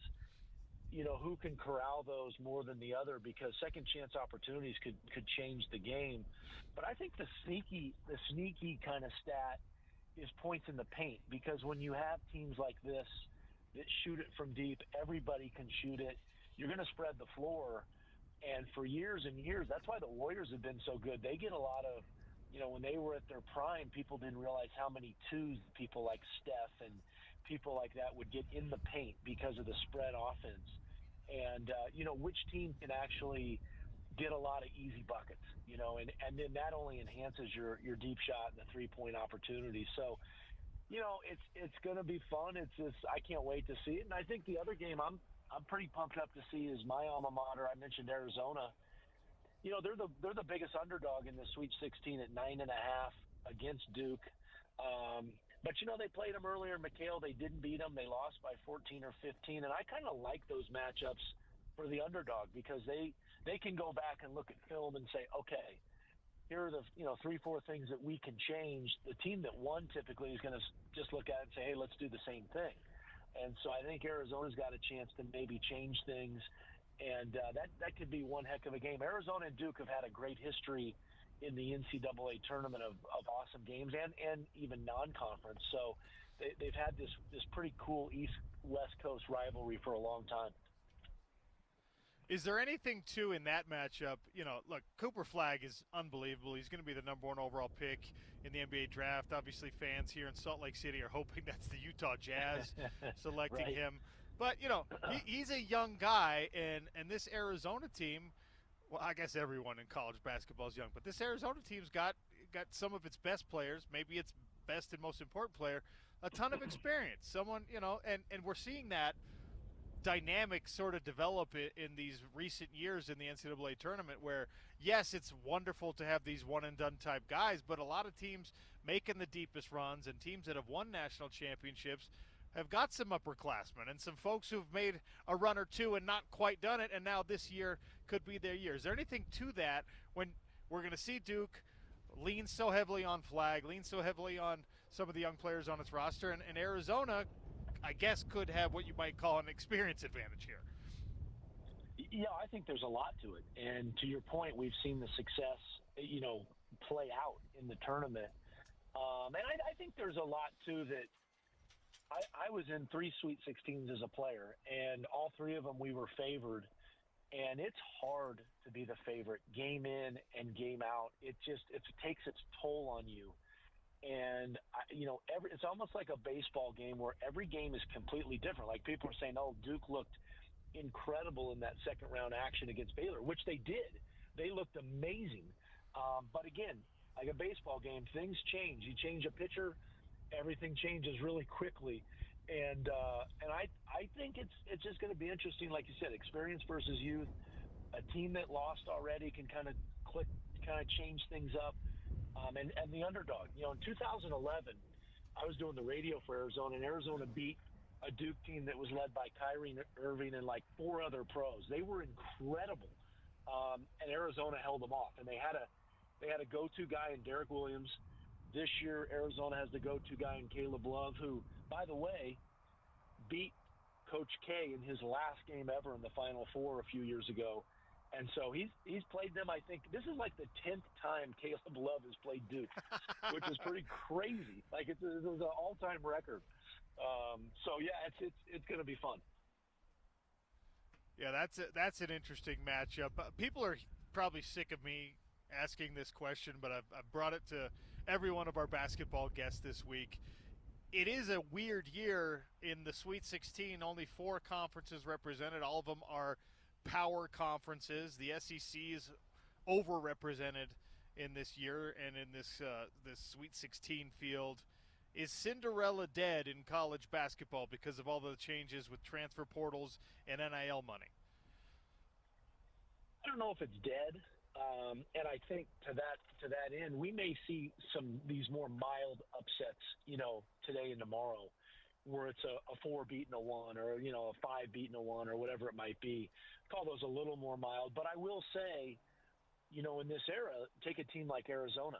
They have a starter named Anthony Del Orso. They have a starter named Tobe Awaka. Those were all guys. Del Orso was from a mid-major. He got taken away, right, from Campbell. Trey Townsend, who started a lot of games for Arizona this year, got taken away from Oakland, a mid-major. Awaka was a backup for Tennessee. He'd be on that Tennessee team in normal years. He's gone. Now he starts for Arizona. So, you're seeing some of the bigger teams certainly pick off some of the mid-majors, so I think there's something to that. I don't know that will be the case every year, but we've certainly seen it this year, and it's playing out that way. What do you make of the SEC's surge in basketball in 2025? How sustainable is that? Is it something we just have to get used to? I'm sick enough of them in football. I don't know if I can stomach it in basketball also. Hey, football money, man. Football money does a lot. Resources do a lot. And what you're seeing is not only players that end up there, but now they've got great coaches, right? And so you've got Nate Oates at Alabama. You've got Coach Cal at Arkansas. You just go through the whole league there, and what's his name at Auburn? Who's done a great job. In fact, he recruited me years ago when he was at Stanford as an assistant. And so you get the coaches, you have the resources. I think we're going to see them for a long time be a big piece of this, and just the sheer numbers of their teams now. What is it, 16, or what is it? Even more than that, at least 16 teams. And so it's definitely a thing. Speaking of all that change, conference realignment. Look, I loved when Utah was in the Pac-12 conference. I loved that footprint. I loved football and basketball season there. It was UCLA and Arizona as kind of the flag bearers in that Pac-12, and they're no longer in the same conference. As a former Wildcat yourself, have you enjoyed Arizona in the Big 12? It's a better basketball league. Is it better for Arizona as a basketball league? That's a great question. I think my two answers are: I hate it as a Pac-12, Pac-10. I grew up in the Bay Area. I grew up going to Cal Stanford games. I hate it for that reason, and the tradition, I hate it. But at the second point, I will say this, I'll be honest, it's going to help Arizona basketball. It's a more physical conference. I'm not saying it's necessarily even that much more talented than the Pac-12, but Big 12 basketball is a little bit more of a rock fight. And I've been saying this all year, that Arizona for 35 years with Lute Olson and Sean Miller and teams like that were it was sort of a Lamborghini, sort of a Ferrari, and they get into the NCAA tournament. And it's like you need an F-150, a Ford 150. Yeah. You don't need the Ferrari running on the Autobahn, and that's the league in the Big 12 is more of a rock fight, and I think that has shown with Arizona. I don't even think this is Tommy Lloyd's. It's probably maybe arguably the least talented of his 4 years in Tucson, and yet they are extremely physical, extremely tough. They've been battle tested. And back to the Duke game, I think that's going to be interesting. Duke has not been battle tested. They haven't had a league where I think the highest ranked KenPom team that they played, Ken Pomeroy, from Salt Lake City, has the rankings on his metric site. And I think Auburn may have been the best team they played, and Arizona second. So Arizona, though, has played, a number of, just I don't even know what the actual number is, but top 50 teams just in and out of almost every game. And so that battle tested, we'll see tonight. I think it really helped Arizona beat Oregon last week. Arizona was down 19-4 at the under 16 and came back like it was nothing. They didn't panic. They just kept on, doing their thing. And I think in years past that would have been a problem. Matt Muehlbach, my guest here on the Sean O'Connell Show, talking Sweet 16 basketball, college hoops overall. Back to the field of 16, the Big 12 Conference. Not quite the SEC with how many teams they have represented, but, BYU still alive. Houston, a 1 seed that has looked really good. Texas Tech was a menace during Big 12 regular season, and they appear to not be skipping a beat, although Arkansas is an interesting and a tough test for them. Let's focus on the 1 seed, if you don't mind.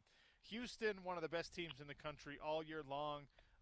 They play both ends of the floor incredibly well.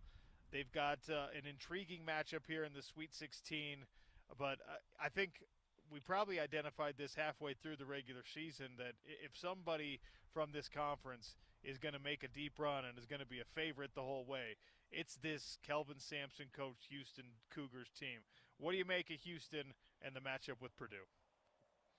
Well, two things. I love Kelvin Sampson. I played against him when I was at Arizona when he was at Washington State starting his career, and I remember his teams. They played like that way back in the late 80s, early 90s when I played, and yet now he's got a culture. He's got more talent. It's just I just love him as a coach. He's just such a good guy. And I will say this. The one thing they've lacked, though, is offense in the last few years, even with those powerful, rugged defensive teams, and they have offense this year. They shoot it really – their secret weapon is they're fantastic from three, and they haven't been in years past. So they really shoot the ball well now. They can just pick you apart. You watch at the end of the game. They'll do a lot of things where they, like a lot of teams go pick and roll, high pick and roll. They'll just go 1-4, and they'll just have their point guard on or the other two guard. They'll just go one-on-one and just break guys down. He finds matchups that he likes, and he just attacks with those matchups. And then, as I said, they use that rugged defense that they've always had. The culture they have is incredible that they just keep kind of year in and year out now producing these teams that just fight and play hard. And I love them. Like I love just watching them and what he's done there. And, a big fan of his, and appreciate all the comments he's made too about other teams and, respecting the other teams like Gonzaga. And thought that was hilarious how he said, people need to learn how to pronounce Gonzaga and some good stuff from him at the podium. How chalky do you think this round is? We got some big favorites. Auburn's a 9.5-point favorite. Duke's a 9.5-point favorite over your Wildcats, as we talked about. Alabama's a 4.5-point favorite over BYU. Houston's an 8.5-point favorite. These are relatively wide margins for a Sweet 16. How chalky do you think it gets? And what's crazy is you're talking about like 1 versus 4. 2-1 versus 4 tonight, 2 versus 6. You look tomorrow. It's kind of a little bit of the same. I will say these ones are powerful. Michigan State is a 2 is powerful. Tennessee is a 2 is powerful. I love all the chalk. Now I will say there's something instinctually in me that just like it's got to change this tournament. We've just hardly seen anything that hasn't gone according to paper and chalk. And you just think in the back of your mind it's got to change. We've seen it for years where that doesn't happen.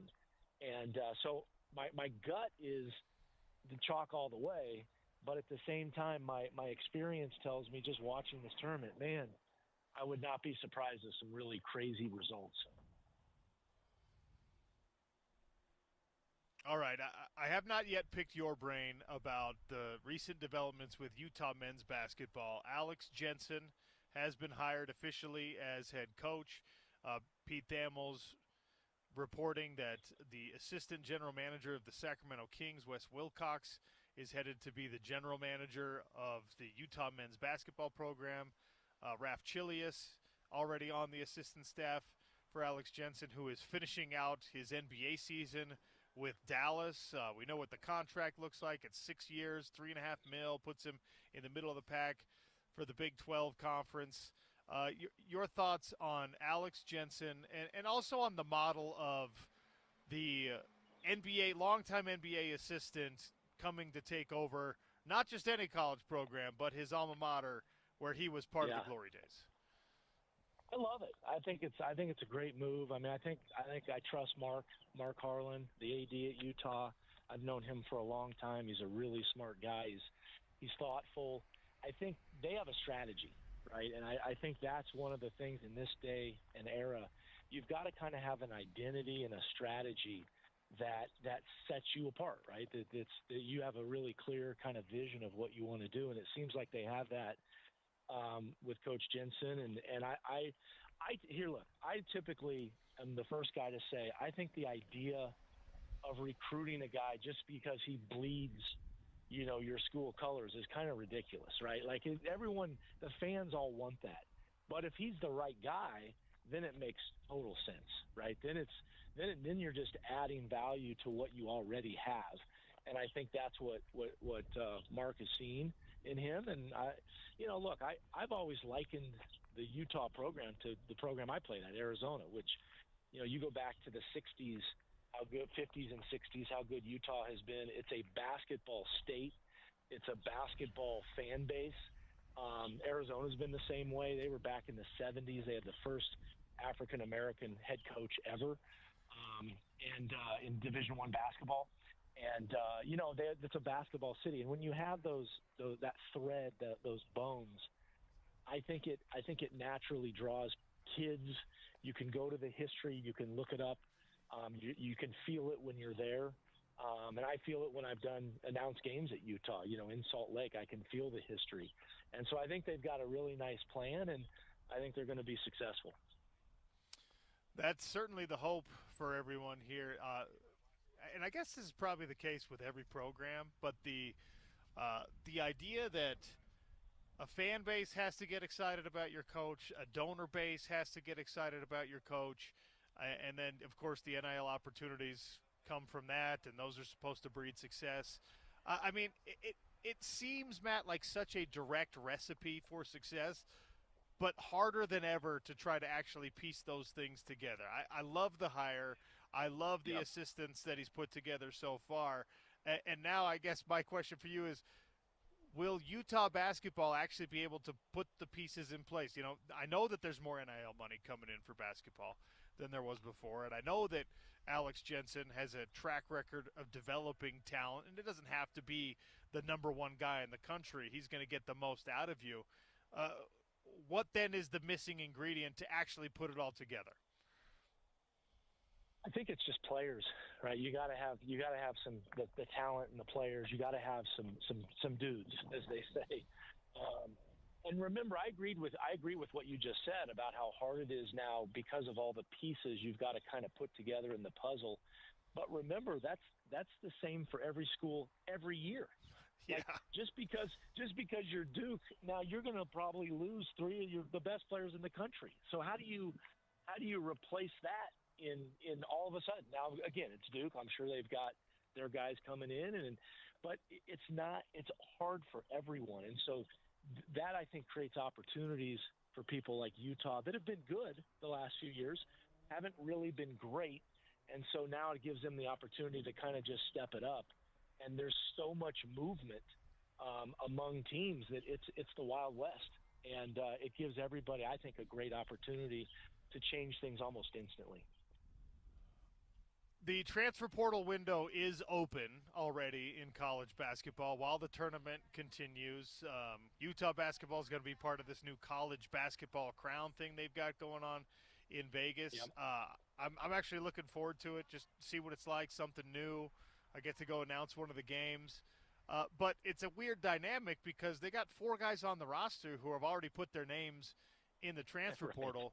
And they're going to play, as far as we know. Right. Like we're still gonna be in our Utah uniform while we're taking phone calls from whomever else. And I get it; that's the business now. But we're seeing these adjustments on the football side where coaches want to move the windows. Do we need to do that in college basketball? Does this transfer portal window need to be after the tournament or something? Okay. Yes, absolutely. Like, it just makes no sense to me. But yes, it needs to change. But in some ways, it just aligns with how crazy the world is right now, and how much. And by the way, how much it's changed. I remember actually taking a class in college. It was an NCAA class about the history, and it was almost like the history of NCAA never changed for about 60 years. And all of a sudden now we've had in the last 3 to 4 years with portal, NIL, conference realignment. It's just insane how quick it's changed, and all those things together. So you adapt. What's the Moneyball phrase? Adapt or die, and you just adapt, and you have to go with it. And again, like I said, I feel like change also creates opportunity, creates a ton of opportunity. Do you like it as much as you used to? Do you? I mean, you watch your alma mater, and it used to be you're like, okay, I know these guys for 4 years, and you can't rely on that as much as you used to. Now there's great opportunities for it too, because the Mountain West Player of the Year from New Mexico, he might be transferring to Arizona, and so like you're getting great players even if you only know them for a year or two. Do you like it? Just like, because you're a basketball fan, probably first and foremost. The part I dislike, and this is tough, is I think as a college basketball fan, you start to grow up with these players, right? And you identify with them as a freshman, a sophomore, a junior. And it was hard enough when people started leaving after 1 year, and you're like, is that guy really in Arizona? Is DeAndre Ayton, who showed up for about 6 months, really an Arizona player? He's kind of like, well, he was for a minute. But I think back to like the days, my brother-in-law lives in Kansas City and went to KU, and he's like, he wears a Paul Pierce jersey around because Paul Pierce was there 4 years. And so you really identify, you think of the Utah players and the run they had in the 90s. Most of those guys, I think, were there 3 or 4 years. And so the fan base grows up and learns to love those guys and identifies with, Andre Miller and people like that. And I think that's the part that hurts right now. I'd love to see, what's the next change? Do we start to, create a system where they do have a union and they're under contract and they're treated like employees?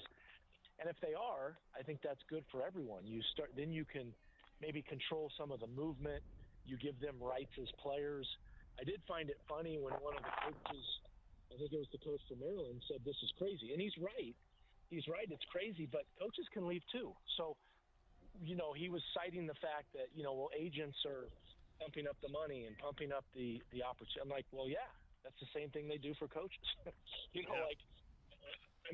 not great. And I would hate it as a coach. I mean, how do you organize that every year? It's got to be mind-boggling. But at the same time, I think I would love to see, because I really appreciate the player rights, but I would love to see maybe something around that. Like I said, some sort of contract as an employee, and that would start to stem the movement a little more and create a little more, which I think is super important, is that fan interaction, and you can really start to become attached to players and become attached to the people. Well, it's going to be fun to see what changes come, and I think the transfer portal window will probably get moved because we're still feeling out that process. But we got a Sweet 16 and an Elite 8 and a Final Four and a national champion crown before then. So, Matt, appreciate your time today and all your insight. Thanks very much. Yeah, thank you very much. Appreciate being on. It was fun.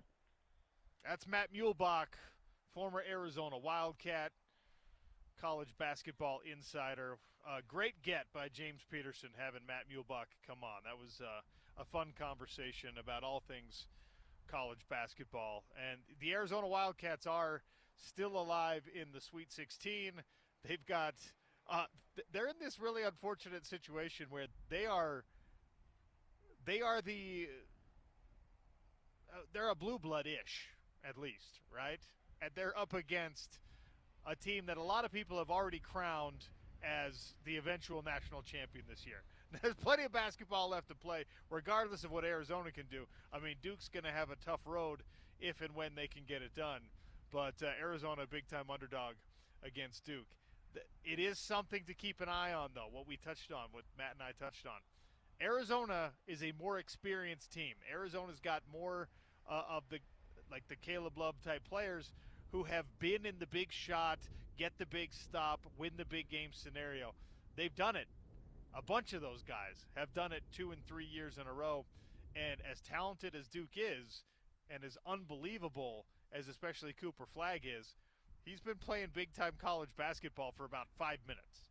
So this is an interesting time. The Sweet 16 the field is very interesting because it's actually a lot of experienced and sort of team-driven basketball against like 2 or 3 teams that are just talented. Who will emerge? Well, we get to find out starting tonight. Sean O'Connell Show here at Les Schwab Tires in Roy for another half hour or so, 5832 South, 1900 West. We still have the hamburgers. We still have the hot dogs, although people have been taking generous helpings. So we're running a little bit lower on those. Hurry up and come grab some. I have one more full-service oil change to give away. Shout out to Kyle, by the way, who swung by. I didn't get a chance. It's tough when you're on remote. You want to talk to the listeners who are coming by and picking up prizes and things like that, but when you're in a conversation with Matt Muehlbach, you can't just cut things off. So big shout out to everyone who stopped by today. I got one more Warren's $20 gift card. We have tater tots from Warren's. They hooked us up. Some Sweet 16 conversation about BYU next on the Sean O'Connell Show. It's Utah's #1 sports talk, ESPN 700, 92.1 FM.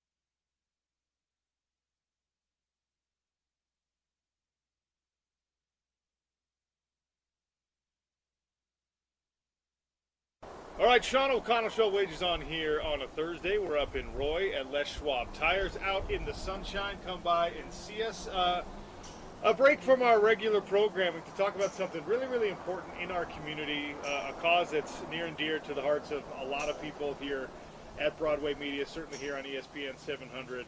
And Christina Hunt's been kind enough to stop by to tell us what's going on with the Crisis Care Center, the Kim and Carolyn Gardner Mental Health Crisis Care Center. Christina, how are you? Welcome. Great. Thank you so much for giving me the time. We are so excited. We'll be opening our doors this Monday.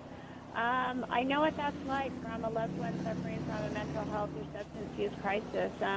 I lost my sister 15 years ago to a drug overdose, a mom of 8, and sometimes we are afraid to share our mental health stories because we're afraid of the stigma and shame that goes along with it.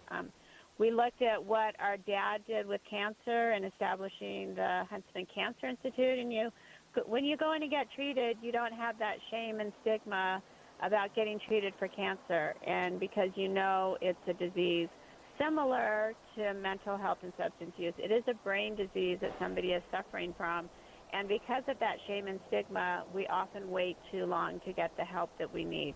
So we are so excited to be opening our doors. It's 24/7, non-refusal. We are there to take that shame and stigma and treat you with hope and dignity. We'll get you in.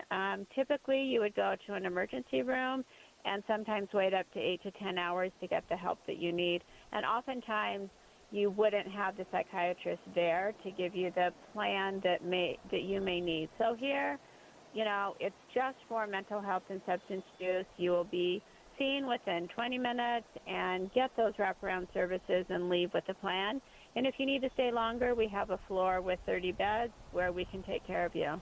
We'll have a dental clinic, a legal clinic, outpatient services on the second floor. And we also have a law enforcement drop-off in the back entrance so that our law enforcement will be taken care of. They can come in and drop somebody off suffering from a mental health condition, and then they themselves can be able to take a breath, write up their report, get a snack, go use the restroom, and then get back out on the street and do the service that they were trained to do. Christina, I love a lot of things about this project, but the availability 24/7, 365. Obviously, nobody chooses the time when they have a mental health crisis. Nobody chooses the time when a family member might be in need of services like this. And for this resource to be available whenever you need it, really, I think, is a key part of the project. Yes, and we are so lucky to live here in Utah with the collaboration of our state leaders and other philanthropic partners that we're able to do this. And you come into the first floor and you can get that assessed, and we will bill your insurance, and you will not get a bill for that. We are losing too many lives to, mental health, drug overdose, suicide, and let's not wait to get the help because you're suffering from a brain disease. We don't wait for cancer when we see the signs. Let's get help on the earlier end because we do know we have treatments and we have cures, and we want to have people live their most beautiful, healthy life that they can. So how can our listeners get involved and help out? Are you looking for volunteers, yes, donations, cash donations, you know what? items? What we're doing, we are doing a community day on Saturday before we open the doors so that the community can come and cut the ribbon to the building and come take a tour themselves so they can see the services that are available so they don't need to be afraid. And they know where to take a loved one. But if you want to get involved in any way, donations, volunteering, go to our website at givehmhf.org. And you know what? This is just the beginning. We're just getting started on this journey of giving people hope and dignity from those suffering from mental health and substance use. The website again is givehmhf.org. And the Huntsman family continues to establish that legacy care in our community with this Crisis Care Center, 24/7, 365, Kim and Carolyn Gardner Mental Health Crisis Care Center, right around the corner from opening things up. This is really exciting. Please do get involved. Christina, thanks so much for giving us some time and insight today. Appreciate you. Oh, thank you. Thank you so much. Okay, have a nice day. So a really great resource. Happy to report on that. The Huntsman family has done an incredible amount of philanthropic work in our community and continues to do so. And that one focused on mental health. Really, really great. Man, it's hard to transition from something serious to back into something silly like sport, but I think it's worth mentioning that sport is doing a better job now than it ever did with allowing for coaches and athletes to have those conversations publicly, privately. We know that athletes now are given mental health resources that weren't even. I won't even say that they weren't talked about. They were not even thought of 20 years ago when I was in college. And the fact that now we have started to address as a sports public, the mental health of people and taken that just as seriously as the physical health of athletes and of coaches and of people in the sports community, of fans, for that matter. It's really a cool thing. And I'm glad that the community is able to embrace that, and glad that we could be a very tiny part of it by letting you know a little bit more about the Huntsman Center's initiative with the Community Care Center. Really, really neat stuff. All right, we'll take a quick one here. Our last break of the show. We're at Les Schwab Tires up in Roy, 5832 South, 1900 West. Sean, the manager here, just slapped a few more burgers on the flat top. We've got more hot dogs to give away. I have another Les Schwab Tires full-service oil change certificate that I still need to get rid of. I got 15 minutes to get rid of this thing. Somebody come by 5832 South, 1900 West, and grab it. They've got instant discounts on 4 tires. They've got 2 free oil changes with the purchase of 4 tires. We've got some more Les Schwab hats to give away.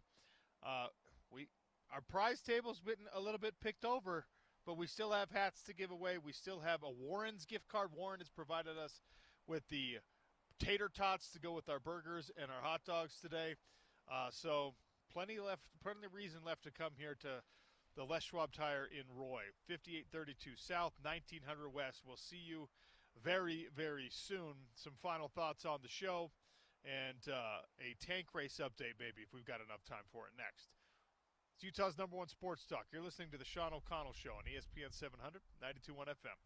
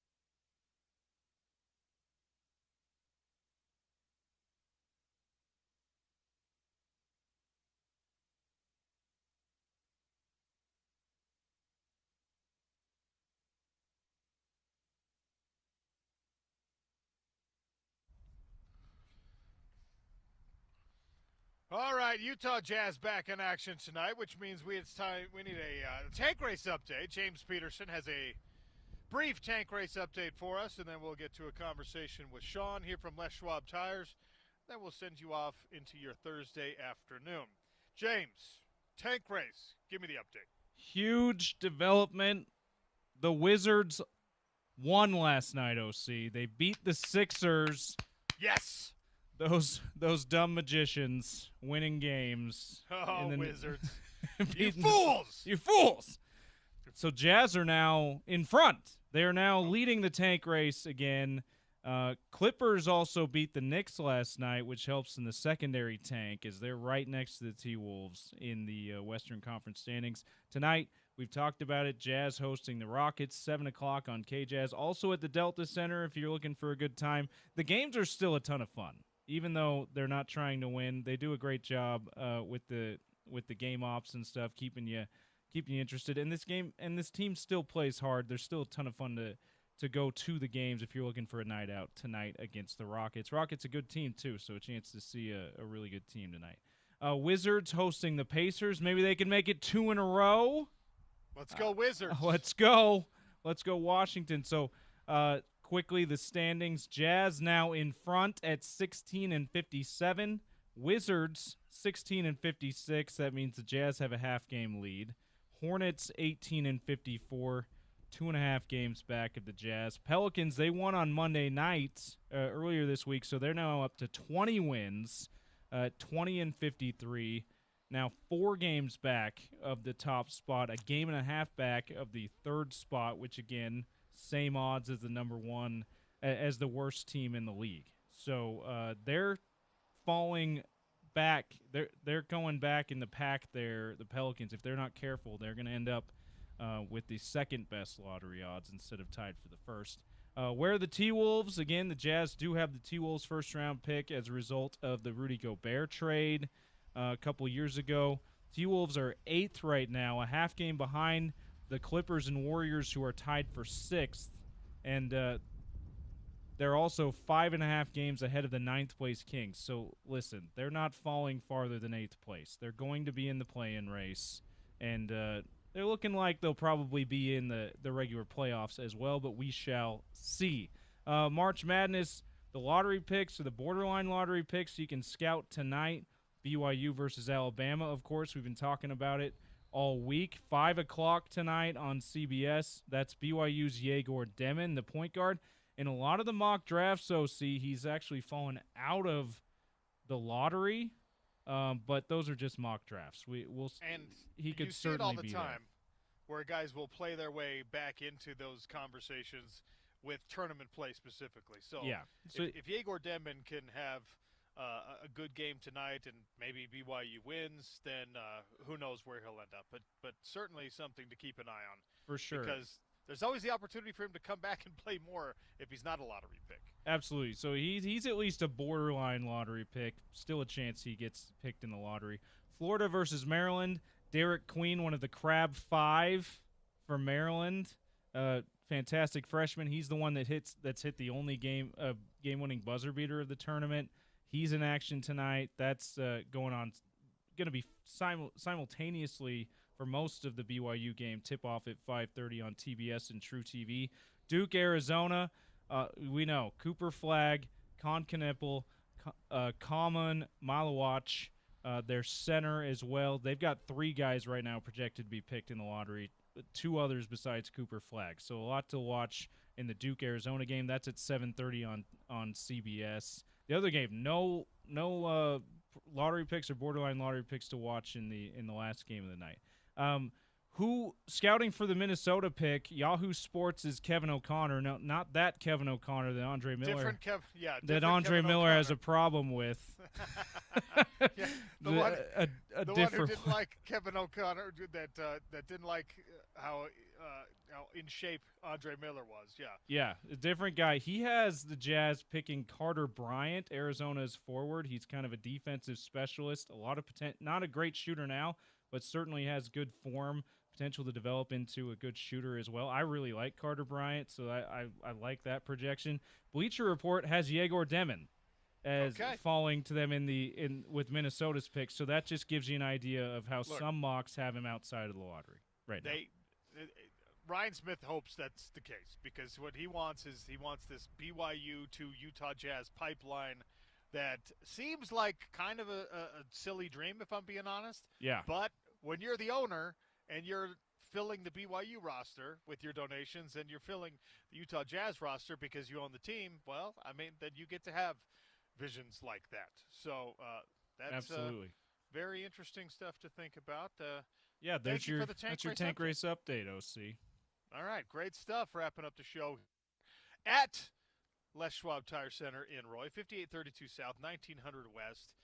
Sean is the manager here. I am Sean O'Connell. I am the host of the Sean O'Connell Show. So you've got two Seans coming at you for the next couple of minutes here. Sean, also today you've added Grill Master to the title. That's right. The hamburger was excellent. Yep, that's right. We're grilling dogs and burgers today, and we've got a few left. So come on down and get one. Yeah, they got some burgers, they got some dogs. We've got a full complement of we got the ketchup, the mustard, the tomato, the pickle, the lettuce. The whole relish tray. The whole relish tray. Sean really got the whole thing covered. And he didn't just, I got to say this. I got to give you credit for this. You didn't just slap the burgers on the flat top with no seasoning. You busted out the seasonings, the salt, the pepper. You know, it's like you took it seriously. Yeah, we got to get them good. Got to get them tasting good. They were excellent. Good. Let's talk about the real reason we're here, though. You guys have great deals going on for tires right now. Instant savings of $60 on 4 tires and the best warranty in America. The best warranty in America. We're no hassle road hazard, and that's on any tire that you purchase from Les Schwab. It's going to take care of you. If a tire gets damaged and we can't repair it, then we replace it for you. So my wife drives a pretty new Kia Telluride, and the tire pressure gauges on that thing are always, you get in the car and it starts blinking at you. It's just like, hey, your left rear tire is only at 31 or something like that. Is that a common thing? Is there something really wrong with my tires? That is such a common thing. We have a lot of customers come in all day, every day that just need air in their tires, and we do that for free at all of our locations. But you can just come right up to our bays, and we'll air your tires up for you. And if we can't get them aired up for you, then we'll get that tire repaired for you. That might be what I need to do, because it's constantly blinking at me. So you've got free air. You've got great deals on tires. If I'm driving a car, a truck, an SUV. I saw someone pull up in a motorcycle. Do you guys have motorcycle tires too? I think they're just here for the burgers. Okay. But, right. I was like, I thought this was more of like a cars only type situation. Yeah. That makes sense. But you've got everything, every make and model covered. Yep. Every make and model we can get in any tire, but we have specials on Les Schwab tires here in the store. And they've got 2 free oil changes with the purchase of 4 tires. So a lot of reasons to come into Les Schwab. Multiple locations up and down the Wasatch Front. But here in Roy at 4832 South, 1900 West is where you can also grab your lunch with free burgers and free hot dogs. And we're wrapping up here, Sean. Thanks so much for having me. Yeah, thank you. Appreciate you coming. It's been an awesome day here at Les Schwab Tires. And even though I will not be doing the show anymore from here, you should come by the Roy location, take advantage of the great deals on tires, the incredible warranty, the awesome service, and, of course, the delicious free food. Everybody loves free food. We'll turn it over to The Drive and Spence Checketts. James Peterson back at our Broadway studios. Great job on the production today. Spencer here on site with me, making sure I sound halfway decent and getting us all set up and keeping the tent from blowing away when the gusts got a little bit crazy. Thanks to everyone who joined me on the show. Thanks to all of you for listening. Thanks to everyone who stopped by at Les Schwab Tires and grabbed a prize. That's it for the Sean O'Connell Show. Back with you tomorrow on ESPN 700, 92.1 FM.